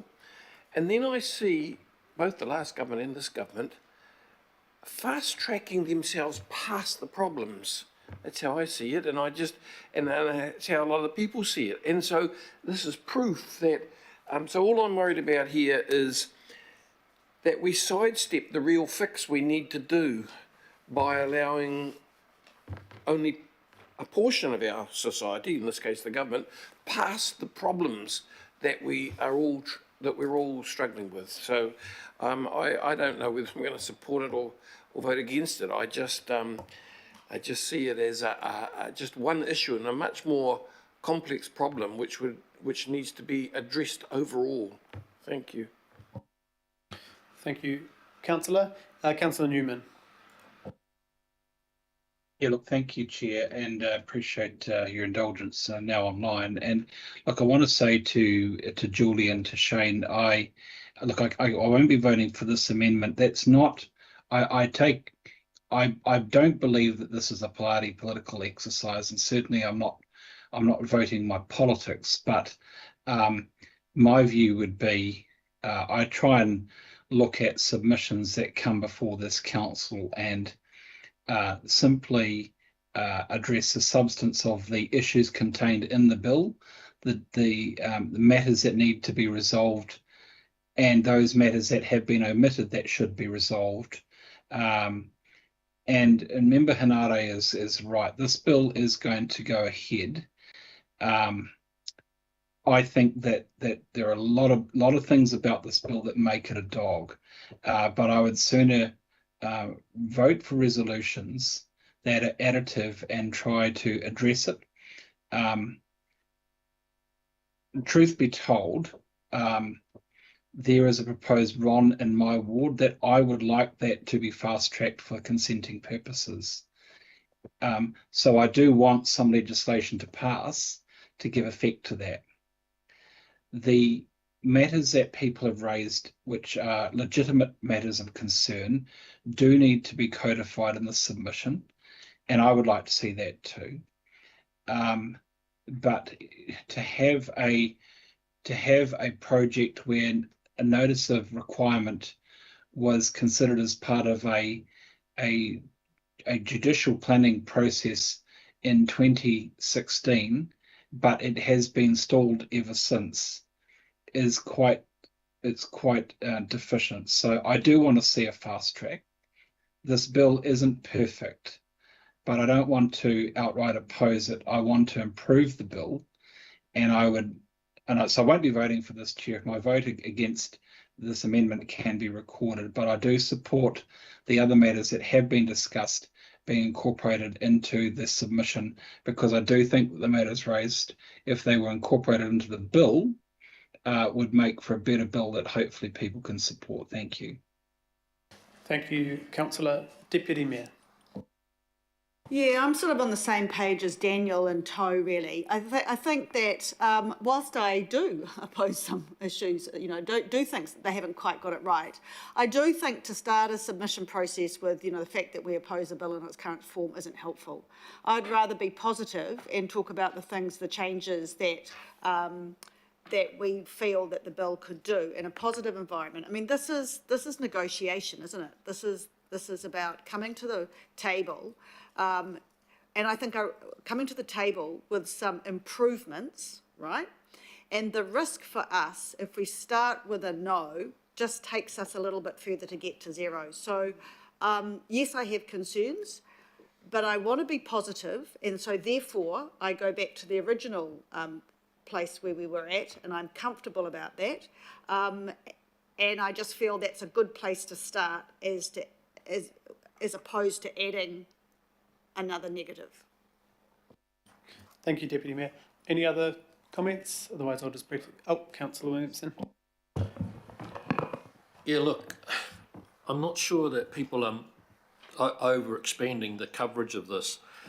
I think there's a general desire from the public for some of the really big, important economic projects that we need in the country to not be hampered by some of the objections that can just add fortunes to a particular project. I was Transport Minister who put forward and got the approval to go with the Albany-Puhoi motorway. I expected it to be finished by 1996, and by 1999 we were still tied up with coloured speckled trout in a creek somewhere in the Environment Court that went round and round. I don't think this is ever going to be a mechanism that's used down by a developer building some apartments, and I don't think the government would get into that, or if they did, they'd get the public opprobrium belted back on them. So I'm actually in favour of saying if there are some really big things for which we could get phenomenal benefit to the nation economically, then let's have a mechanism that stops every man and his dog from putting objections in, as long as the government understands, and I can tell you they will always, all governments, every government will know, they move in the wrong direction on this stuff against what the public opinion is, they'll lose at the next election. So they'll always be cognizant of it. So I just think you've got to be a bit careful. I hear so many people here worried about the impacts of a whole range of things that might affect them locally or a developer or whatever. I reckon the number of actual projects that go through this process and get the approval will be a quite small number, and they will be really, really big national significance type projects. So I'm fine with council putting a submission in as this to let your views be known, but I would not be anywhere near as afraid of some of what the outcomes of this might be as some are. Thank you, Councillor. Any last requests? I'll briefly speak to it. Look, I wasn't going to support noting our opposition because I was trying, as I was trying in the last agenda item, to work with the government and not be adversarial, but we just sort of voted against the approach of the government in the last one for almost the same reason as this one. The reason why I will support this is because it is by addition. I said to Councillor Ferry, is it by addition or replacement? If this was the only thing that was coming in, I would have voted against it. This is going to be one of the very many list of resolutions, if this passes, that will go forward. So it is factual. It is factual. Our submission, we oppose the bill in its current form because we're trying to approve it in however many, the long list of ways in the full resolution. So this just basically says what we are doing, because I do oppose the bill in its current form. To what Councillor Williamson says, I mean, the current fast track has had well over 100 items, and they're everything from roads to housing developments and apartments, and quite significant. So there will be, this is expanding the number of projects it can be. So it will inevitably be far more projects, and it will include housing in different zones, which the current fast track is already doing. The difference with the current fast track is it's far more, at least the local boards have a say, the Mana Whenua have a say, and there is ways to improve it. This is quite a change, a dramatic change into what our communities and what we would expect to have a say. It is not about stopping, and I agree things could be faster. Most of the time it's money. Most of the time, in my experience, from 2020 on, projects in and out have been to do with money, not necessarily consenting. We've had tons and tons of consented projects that sit there because we have no money. So our issue often is that a road or a project triples in price to $3 or $4 billion, and we pull it off the table, as we're doing through the RLTP, the exact same thing. We've got consented works happening that we're going to pull off the table due to money or the GPS or whatever, the fuel tax, etc. So for me, this is just exactly showing what we're doing. We're opposing the bill in its current form. This will, if this passes, this will go into the long list of ways we're trying to improve the submission, and then when we speak at select committee, we'll be able to very clearly say the council opposes it in its current form, and these are the ways that we would like to move forward in improving the bill, understanding that the government and council and the community expect good infrastructure projects and important things for the city to move forward a lot faster than they do. So I will go to a division on this one, just because I think people have asked for their names to be recorded for or against. And yes, that's all. Thank you. So members, you're voting on the amendment for item 10, which is on your screen. Councillor Hills. In favour. Member Ashby. Aye. Councillor Baker. Against. Councillor Bartley. For. Councillor Darby. For. Councillor Ferry. For. Councillor Filipina. Aye. Councillor Fooley.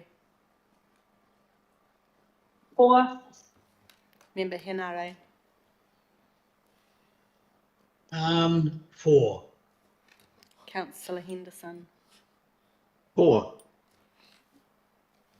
Councillor Leone. 4. Councillor Newman. Opposed. Councillor Sayers is not present. Councillor Simpson. Deputy Mayor Simpson. Sorry. Councillor Stewart. Against. Councillor Turner. Against. Councillor Walker. 4. Councillor Watson. 4. Councillor Williamson. Against.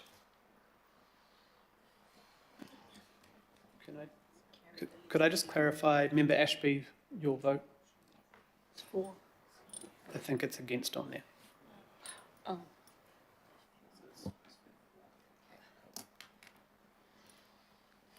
So that's 12-6 carried. Right, that was carried 12 votes to 6. That will go into the substantive. So we'll just wait a couple seconds and then we'll go.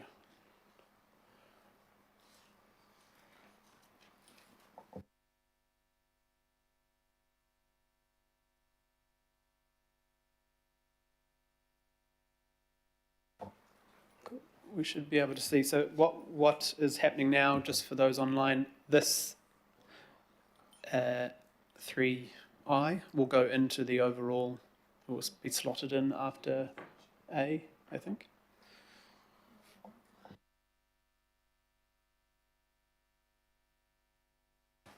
Cool. Are there any comments on the overall substantive items?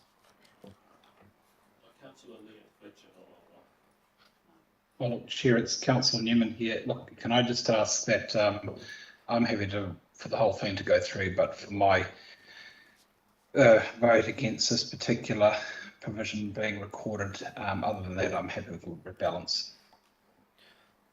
Thank you, Councillor. Right. Don't think there's anything to speak to. All those in favour? Any opposed? Aye. Wait, sorry. I'll just do that again because there's a bit of a delay. So all those in favour of the substantive motion?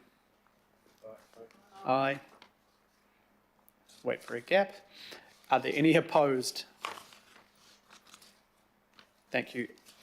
And Councillor Newman. Opposed on a Roman numeral 3. Yeah. Thank you. Kia ora, Councillor. Thank you. Right. We will. Was there any abstentions? No. That is carried. Thank you. And now we'll go on to, where are we? The Auckland Southern Rural Strategy. I'm sure Councillor Baker will like to move this, and I'm happy to second, but we'll come to Jacques and...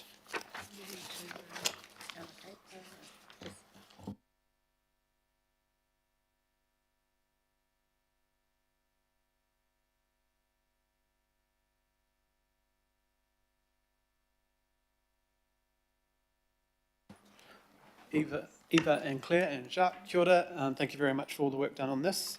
We'll just have a brief presentation and then we'll go to questions. Kia ora, thank you.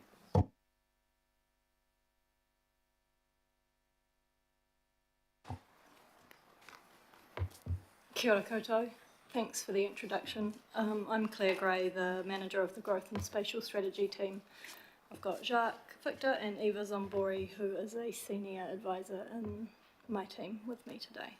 And we're here to talk about the Southern Rural Strategy. I'll take you through a few slides focusing on the context, and then Eva will talk briefly about some of the more practical aspects.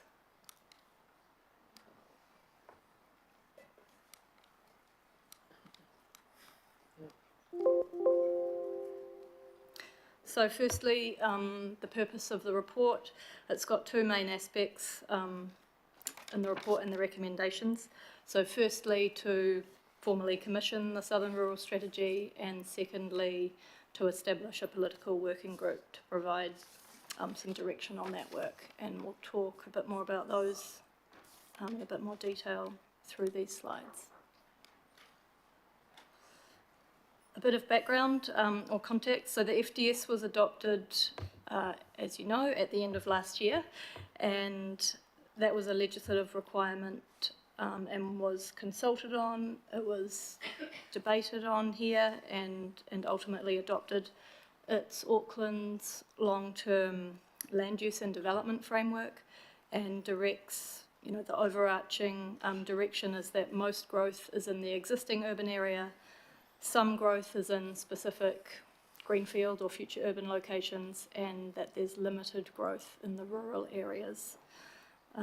So that overarching future development strategy framework remains, but the Southern Rural Strategy would provide more detail and set a future state for the Southern Rural area. The FDS also directs the council to prepare this rural strategy looking at the south first, and that's really because of the tensions that are in the southern rural area, particularly around urban development on the one hand, and on the other hand rural productivity, highly productive soils, horticulture, agriculture, and changing environmental requirements like those in the NPS-FM, National Policy Statement on freshwater management.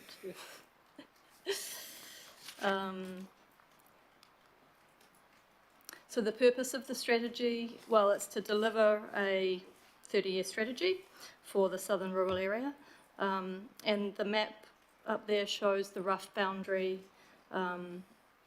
which is rough at this stage. We'll refine it as we engage with different people and groups, but it shows that all of the south and the southeast, kind of beyond the urban extent, is covered, would be covered, and it's important to consider that whole area, the relationships between the different towns and settlements, the different uses, and including those across the local authority boundary in the Waikato.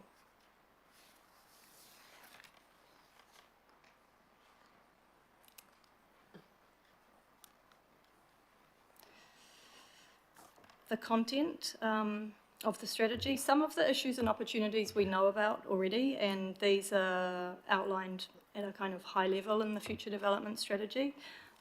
We've also set out some in the scoping document, which is attached as Appendix A to this report.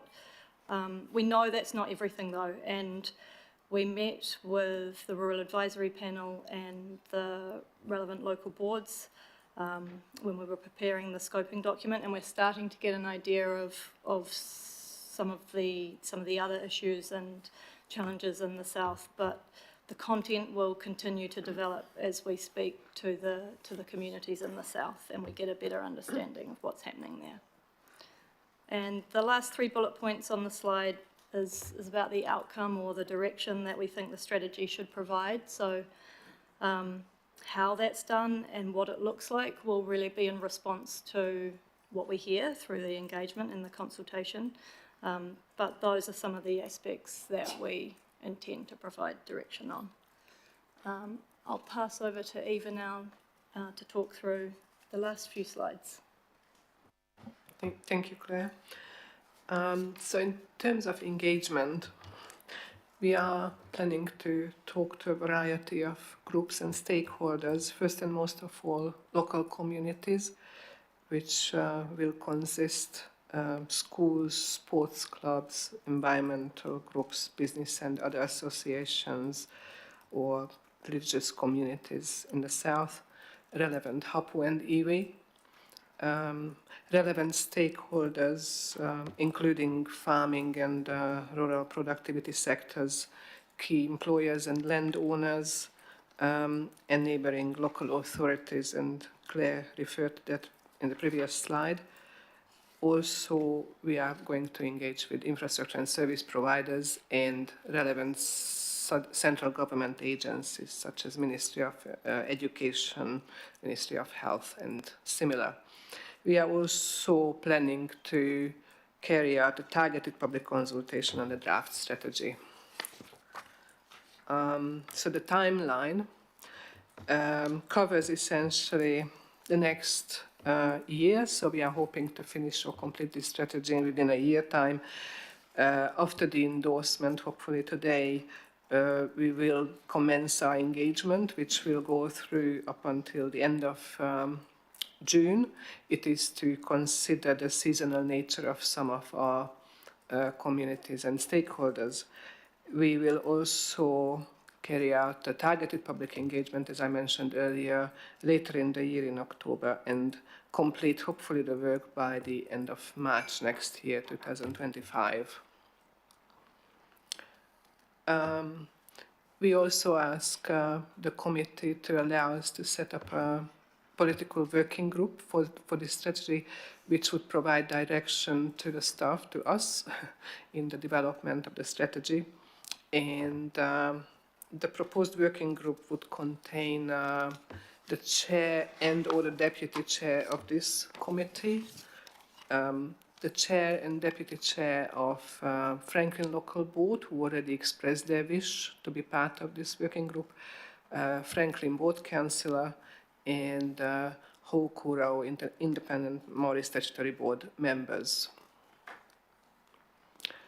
And the next steps will be, after the endorsement, to establish this political working group and prepare an engagement plan that includes working with iwi and local board services and working across the council family in the process of preparing this strategy.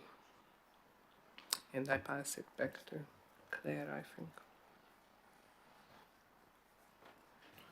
That's the end of the presentation. Thanks, Cool. Chair. Thank you very much.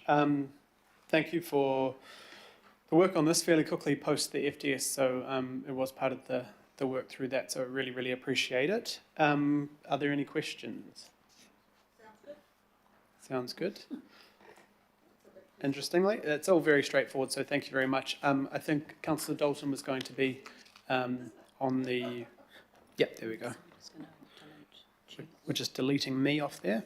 I think we can get you to step back. I don't think there's any questions, so we'll just go to debate. Councillor Baker might want to say something as the mover. Look, just very briefly, just thanks to the team and yeah, just put it up there to let's get it cracking. It'll give some shape and form to development that may or may not occur down in the south, which needs to happen. So good work. Thanks again. Are there any other speakers? Yeah, once again, appreciated. It will really help us on our journey on the south. So kia ora, and thank you, Councillor Baker, for your work on this too. All those in favour? Any opposed? Any abstentions? Carried, thank you. Right, on to item 8, the Regional Arts and Culture Grants Program allocation for 2024. I'll move those, but we do want... Poor Catherine has been sitting there all day because she thought she was first. So I know you've been doing a bunch of work just in case we sped up the program. And Councillor Ferry, I think, wanted a second.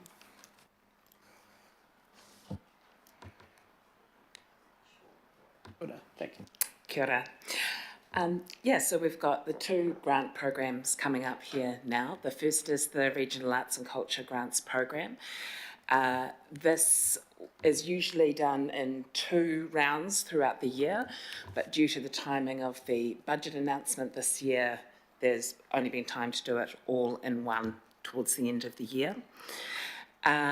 This is very much as it has been in past years.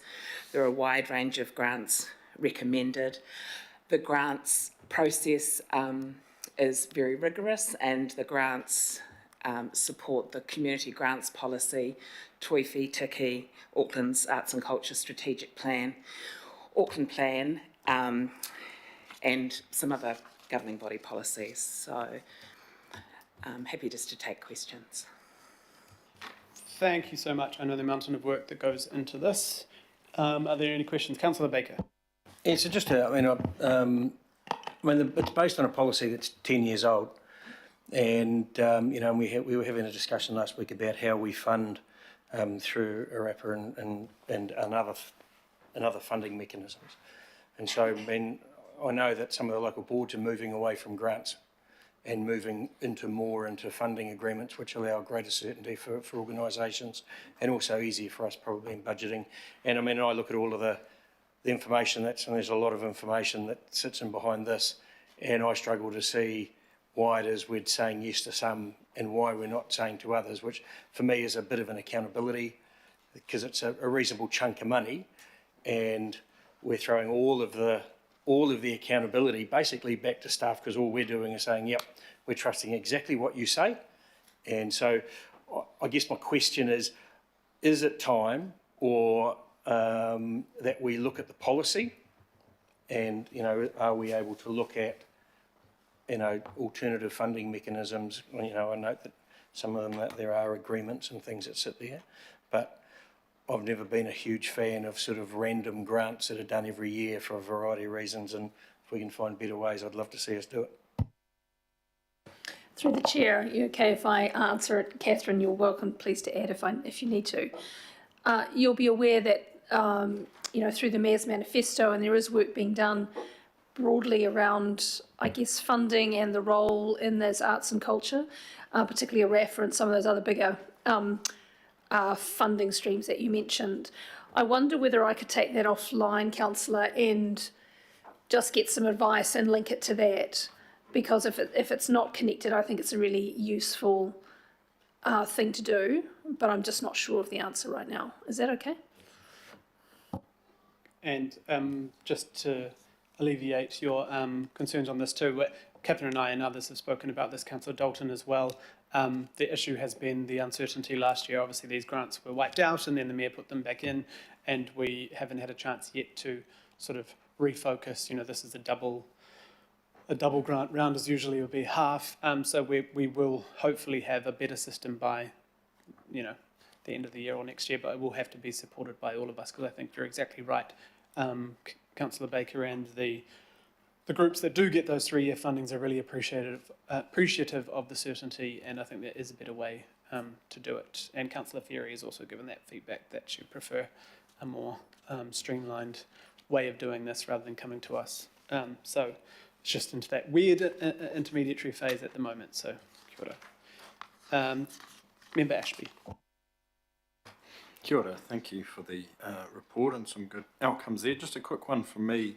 I can't quite get a feel for it from the info, but I guess I'm looking for info in terms of the tracking over time with these grants. Māori applicants or organisations, are they steady, going down, going up? Yes, with this this fund, I think in the outcomes, I haven't put that they're going up, but they have gone up for the regional arts and culture. They significantly went up for the Thriving Communities grant. It's one of these things about grant programs, though, is they're reactive. They're reactive to applications that come in. But, for example, in this funding round, there's recommendation to increase funding to Te Pou Theatre they were getting 25,000, and they're really significant deliverers to Māori across the region. So there's some really good news stories in there. Some of those, the strategic relationship grants, the multi-year grants, are approved for organisations that work really broadly with other organisations as well. There's a lot of bang for your buck on those grants. Thank you. There are no more questions. Are we all ready to vote? Oh, right, sorry. That's what I meant. Deputy Mayor, you'd like to speak? Sorry. Yeah, I just wanted to note, because we know what happened. So first of all, thank you for what your the work that you've done in the space. And I think that it's all done in accordance with the criteria. So I think we've got confidence that you've provided good rigour over that. I suppose we all know what happened when grants were taken away. You know, we got a huge pushback from the community, and it's a pretty cheap way, dare I use that term, and I'm not happy about the words I've used, but you get my impression, to keep the city feeling good about itself in an often negative environment on cost of living and other things. Interestingly enough, I was listening to Radio New Zealand morning report earlier in the week, and they had anecdotal comments from people about liking free events and things to go to when there's a cost of living crisis on, and that council should still do the extra stuff like festivals and arts. That's fun, even though there is a cost to ratepayer. So I just want to say, with that in mind, I'm very happy to support all these, and thank you for your work. Thank you. Absolutely, Deputy Mayor. I think we, do forget how strong the pushback was on, although these budgets are quite tiny of our overall budget, the amount of work and the dollar, how far it can go, because it's partnership funding, and we know that these groups really sweat every single dollar they have and often rely on us to fund maybe the first part, and they get several other funders to fund that. So I think it does make a huge difference around our city to have these exciting things happening, and we can support a small part of what they do. So kia ora. All those in favour? Aye. Any opposed? No. Aye. Thank you. And, Always. Yep. It's relying on you being tired, Councillor Williamson. Right, and Catherine again, our Ngā Hapori Momoho Thriving Communities Grant Allocation. Kia ora, thank you. So this fund is a much smaller fund, and as you'll see, it was incredibly oversubscribed, but there's a really rigorous process of an assessment panel with internal and external assessors who've come to a decision on the grants that they've recommended from this fund.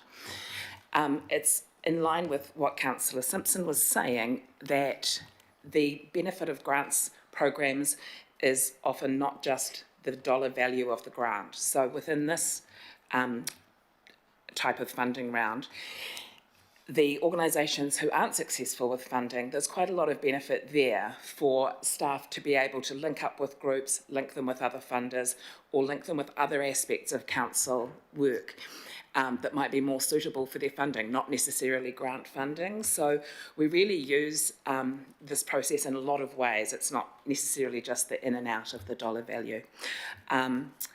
But anyway, that's this funding round. There were 95 applications requesting a total of 4.2 million, and this is a very small fund of 295,000. So, Thank you. And kia ora, Dickie. Sorry. Councillor Darby. I'll move or second. But can I just make the point, I've said this probably every time, this is not a good use of our time. This is not a good use of our time, and neither was the Form 1. And I would say this needs to go back, please. I have great trust. So we don't do anything else and go stamp. It is not a good use of our time. Kia ora, Councillor. You might have just missed my comment before to Andy, is that we were on the way, on the process for this. Councillor Dalton and I, before the last annual budget, the budget disappeared, so there was no certainty, and then came back, so we had to quickly rush through what is quite a long process, and this is the only, at the moment the policy requires it to come here, so we have to have the policy come back to us, but the reason that work was stopped because of the last annual budget removed these completely, so there was no point. But that is the intention, because we agree, like some of the other grants, don't have to come back and us micromanage them. Councillor Bartley. Thank you for the report to you both. My only concern about what Councillor Darby just raised was then how do we get exposure of this? Because I find around this table, if we don't know about something, then we're very quick to want to get rid of it. So, yeah, I wouldn't want to see this not come before us, because then we may end up cancelling grants. Probably more question to me, and we would debate that before we move. This is the issue that we were going to have a policy that may include delegating it, or maybe to a smaller group, or to memo coming back to the committee after the decision. But if the committee doesn't want that as a unanimous or democratic say, then that will stay coming to us. But I guess the issue is we haven't been able to have that discussion because the policy work stopped when the annual budget. But I agree, Councillor, that but any cancellation would have to come to committee like it did through the annual budget. So just want you to let you know that nothing like that could happen without you having a say first. Cool, but very good question. Right, I think all those in favour, no one moved it. Oh no, yes we did. All those in favour? Aye. Aye, sorry, I'm getting tired too. Kia ora, thank you so much, both of you.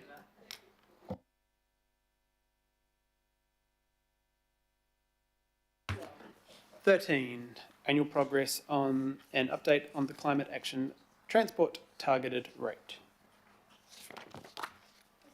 Nick, kia ora.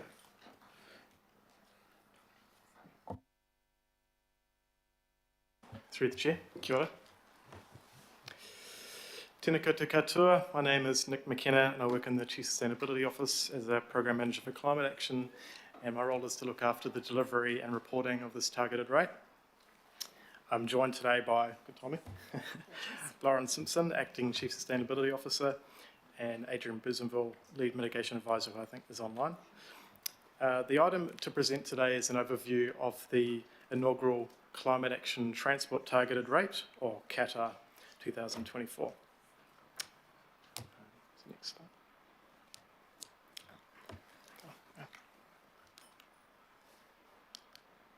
And kia ora, Lauren, as well.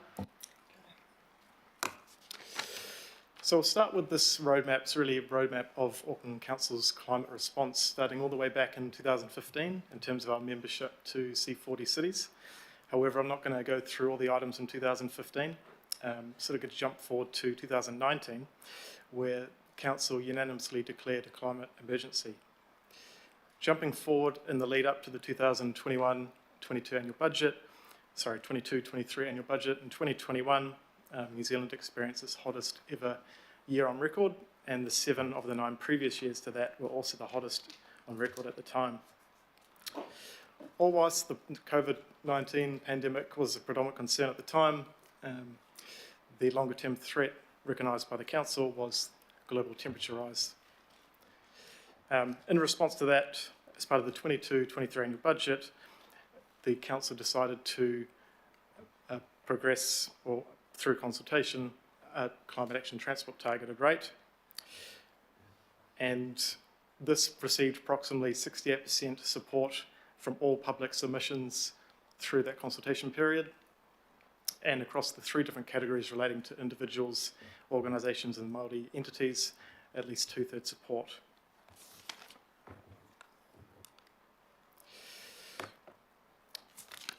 So in terms of high-level summary, the CATA seeks to invest over $1 billion in climate action on different initiatives over the 10 years, with an immediate focus on low-carbon transport options and greening our neighbourhoods.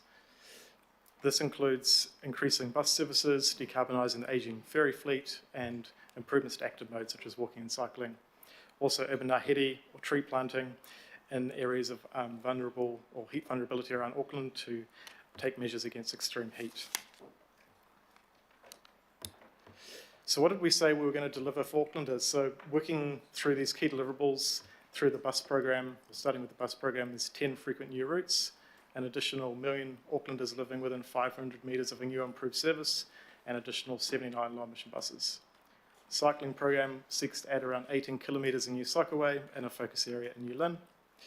The walking program seeks to add around 35 kilometres of walking improvements to the strategic network and a focus area in Manurewa. Ferry program looks to deliver 6 low-emission ferries and associated wharf charging infrastructure. And lastly, the Ngāhere program looks to plant about 14,800 trees in areas of heat vulnerability and 4,000 trees in tiny and food forests in around Auckland. These key deliverables are both important for obviously the success of the rate itself, but also ensuring we deliver on what was previously consulted on and publicly supported.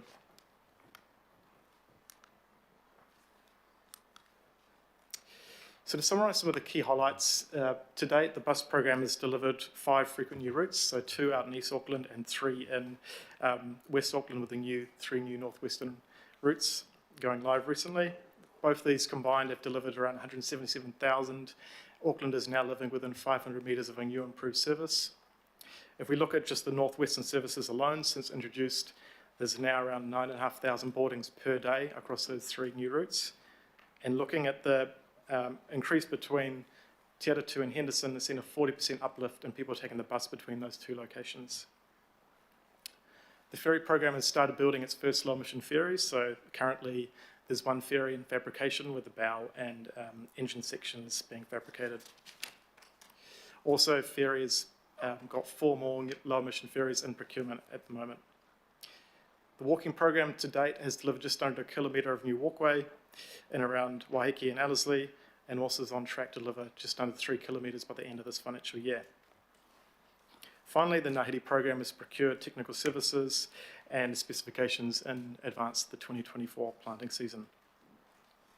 Despite some of these delivery highlights to date, however, there is some challenges and risks being faced across the program in relation to funding, primarily the capital allocation through the RLTP and the RFT being removed, impacting on the capital side, and in terms of operational funding, the savings required through the long-term plan.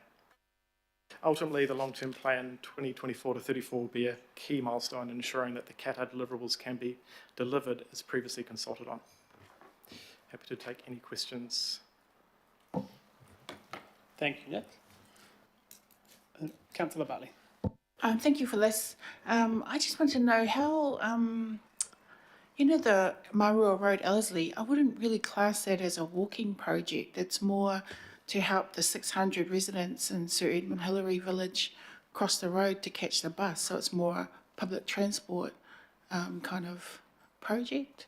Even though those 600 residents probably didn't vote for me, but it's all right. Help get it over the line for them. Yeah, through the chair, it's I think those are part of the walking program funding, hence what's been called walking improvement, even though some of them could essentially just be crossings. But yeah, I take your point. Very, very grateful for it anyway. Agreed. I did speak to Auckland Transport about the way that we are calling certain things. Some of the walking projects say however much per kilometre, but then 2 or 3 of the things are intersection upgrades, which are the most expensive part. So there does need to be a refocusing of how we're actually talking about those projects. Councillor Turner. Any other question? Member Ashby. Kia ora, thank you. Just a quick question from me. Do you see, or could you comment on any foreseen impacts on our Māori community and Manurewa in particular, just in light of reduction in funding in the Auckland Transport draft LTP sort of package? So, through the chair, I probably have to refer to Auckland Transport, who hopefully there's someone online that can help answer that question from a more detailed program level.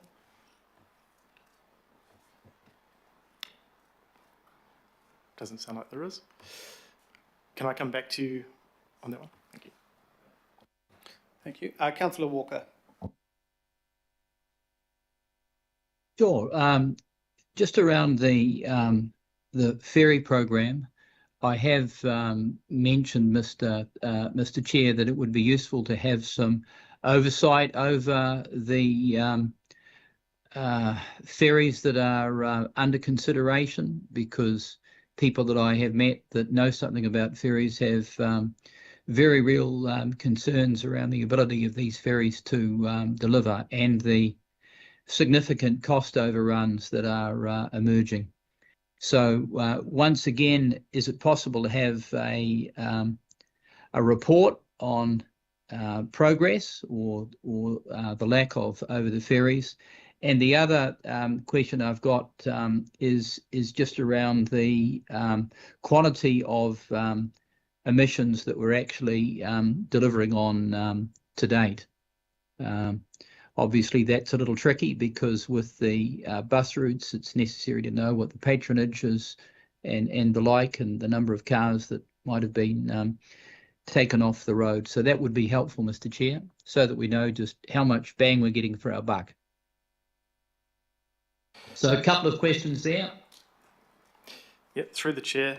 In relation to the ferry program, there are a few points written in the paper and the attachment around mostly internal challenges relating to long lead times of charging equipment through that program. Also, there's some technical challenges as well, charging new ferries that haven't been built before. But I'm happy to provide some more information afterwards if you still require it.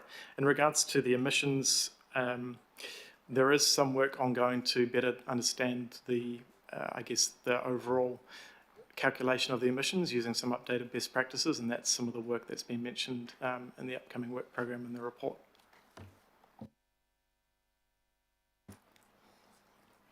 Okay, thank you, Mr. Chair. And I do make the observation that there is already one low emission ferry operating in Wellington, around which there are some very good metrics that might offer a comparison. Thank you.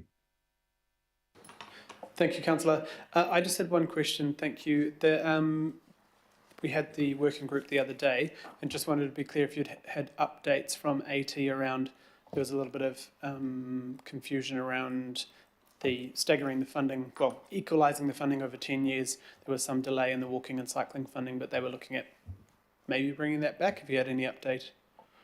Through the chair, no specific update yet. I think the minutes and everything is still getting formalised from that meeting. Hopefully we'll get some information back soon. Okay, thank you. Right, Councillor Councillor Simpson and then Councillor Turner speaking. Don't need a speaker? Okay, cool. Councillor Turner. Thank you, Mr. Chair. I just want to take an opportunity again, I try at every point, to point out how these policies of ours aren't working and they're counterproductive because we don't focus on the real issues on the ground. Watercare in its statement of intent just recently put here that they're going to reduce their infrastructure emissions by 40% by 2025. Yet in the same meeting that I attended, they talked about a thing called a plough which goes down the sewer. And it's just a mechanical device that you lower in and then assemble, and then the veins shut, and you use hydraulic pressure of the sewage coming in from behind it to clean the sewer. That's been deemed old technology. So we're about to do that job from now on with hydro-sucking trucks, with hydro-vacuum units. Does anybody here understand how much carbon those things emit? So the point I'm making here is that every day we do actions which are going in exactly the opposite direction to all the money we're spending here on these sorts of policies.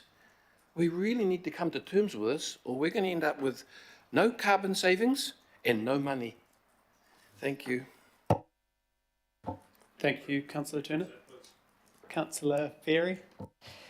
Thank you. I just really wanted to, I guess, speak positively about this really important part of our work and acknowledge that it's a shame in a way that we're not doing this in a forum where there's, no offence to the audience we have got, but a bit more of an audience to see the progress that we are making in this space. Not as much as I'd like, but certainly more than we have in the past and heading in the right direction. So I just wanted to strongly support the progress we're making. Thank you. Thank you, Councillor. Deputy Mayor. Yeah, sorry, I wasn't going to speak, but you're quite right, councillor. Up to all the media in the room, feel free to write something positive about the work. Because it's a targeted rate, we do have to provide quite detailed reporting on that spend. It is a good news story, and I do hope that, you know, all the media that are listening online and that are in the room do take the time to highlight to Auckland about the progress we are making in this space. It is a tangible targeted rate on people's rates bills, and they deserve to know the outcome of that. I'm with you. I think it's a great news. Well done, and let's hope that we do get some media on it. Thank you. Thank you, Deputy Mayor. Any other comments? I agree, Ken. I agree, Councillor Turner, absolutely. The whole of council needs to be thinking about climate and cost every time, and often thinking about climate saves cost in the end with reduction in use of diesel, etc. So I think these, and we need to be reminded 68% of submitters at the time supported this dramatic uplift in our work in climate, tangible benefits for Aucklanders, whether it's buses or trees or ferries and so forth. So it will make a difference. It is making a difference across Auckland. And so thank you for the update, and we're keen to see the progress continue as quickly as possible with Auckland Transport as well. Right, all those in favour? Aye. Any opposed? Councillor Turner would like to abstain. Thank you. Would you like to? No, you wouldn't. You're abstaining on receiving the report. Thank you, Councillor. That's all. Summary of planning, Environment and Parks Committee information memos. Deputy Mayor, seconder, Councillor Baker. All those in favour? Any opposed? Everyone's opposing the receiving of things. No. Right, we will now move to, we can move to confidential now? Yes. We're moving to confidential for the confidential item. Can I have a seconder? Thank you. Councillor Baker. All those in favour? Any opposed? Right, we'll have a 5 minutes break to shut down the live stream and get all the thousands of people out of the room. Kia ora.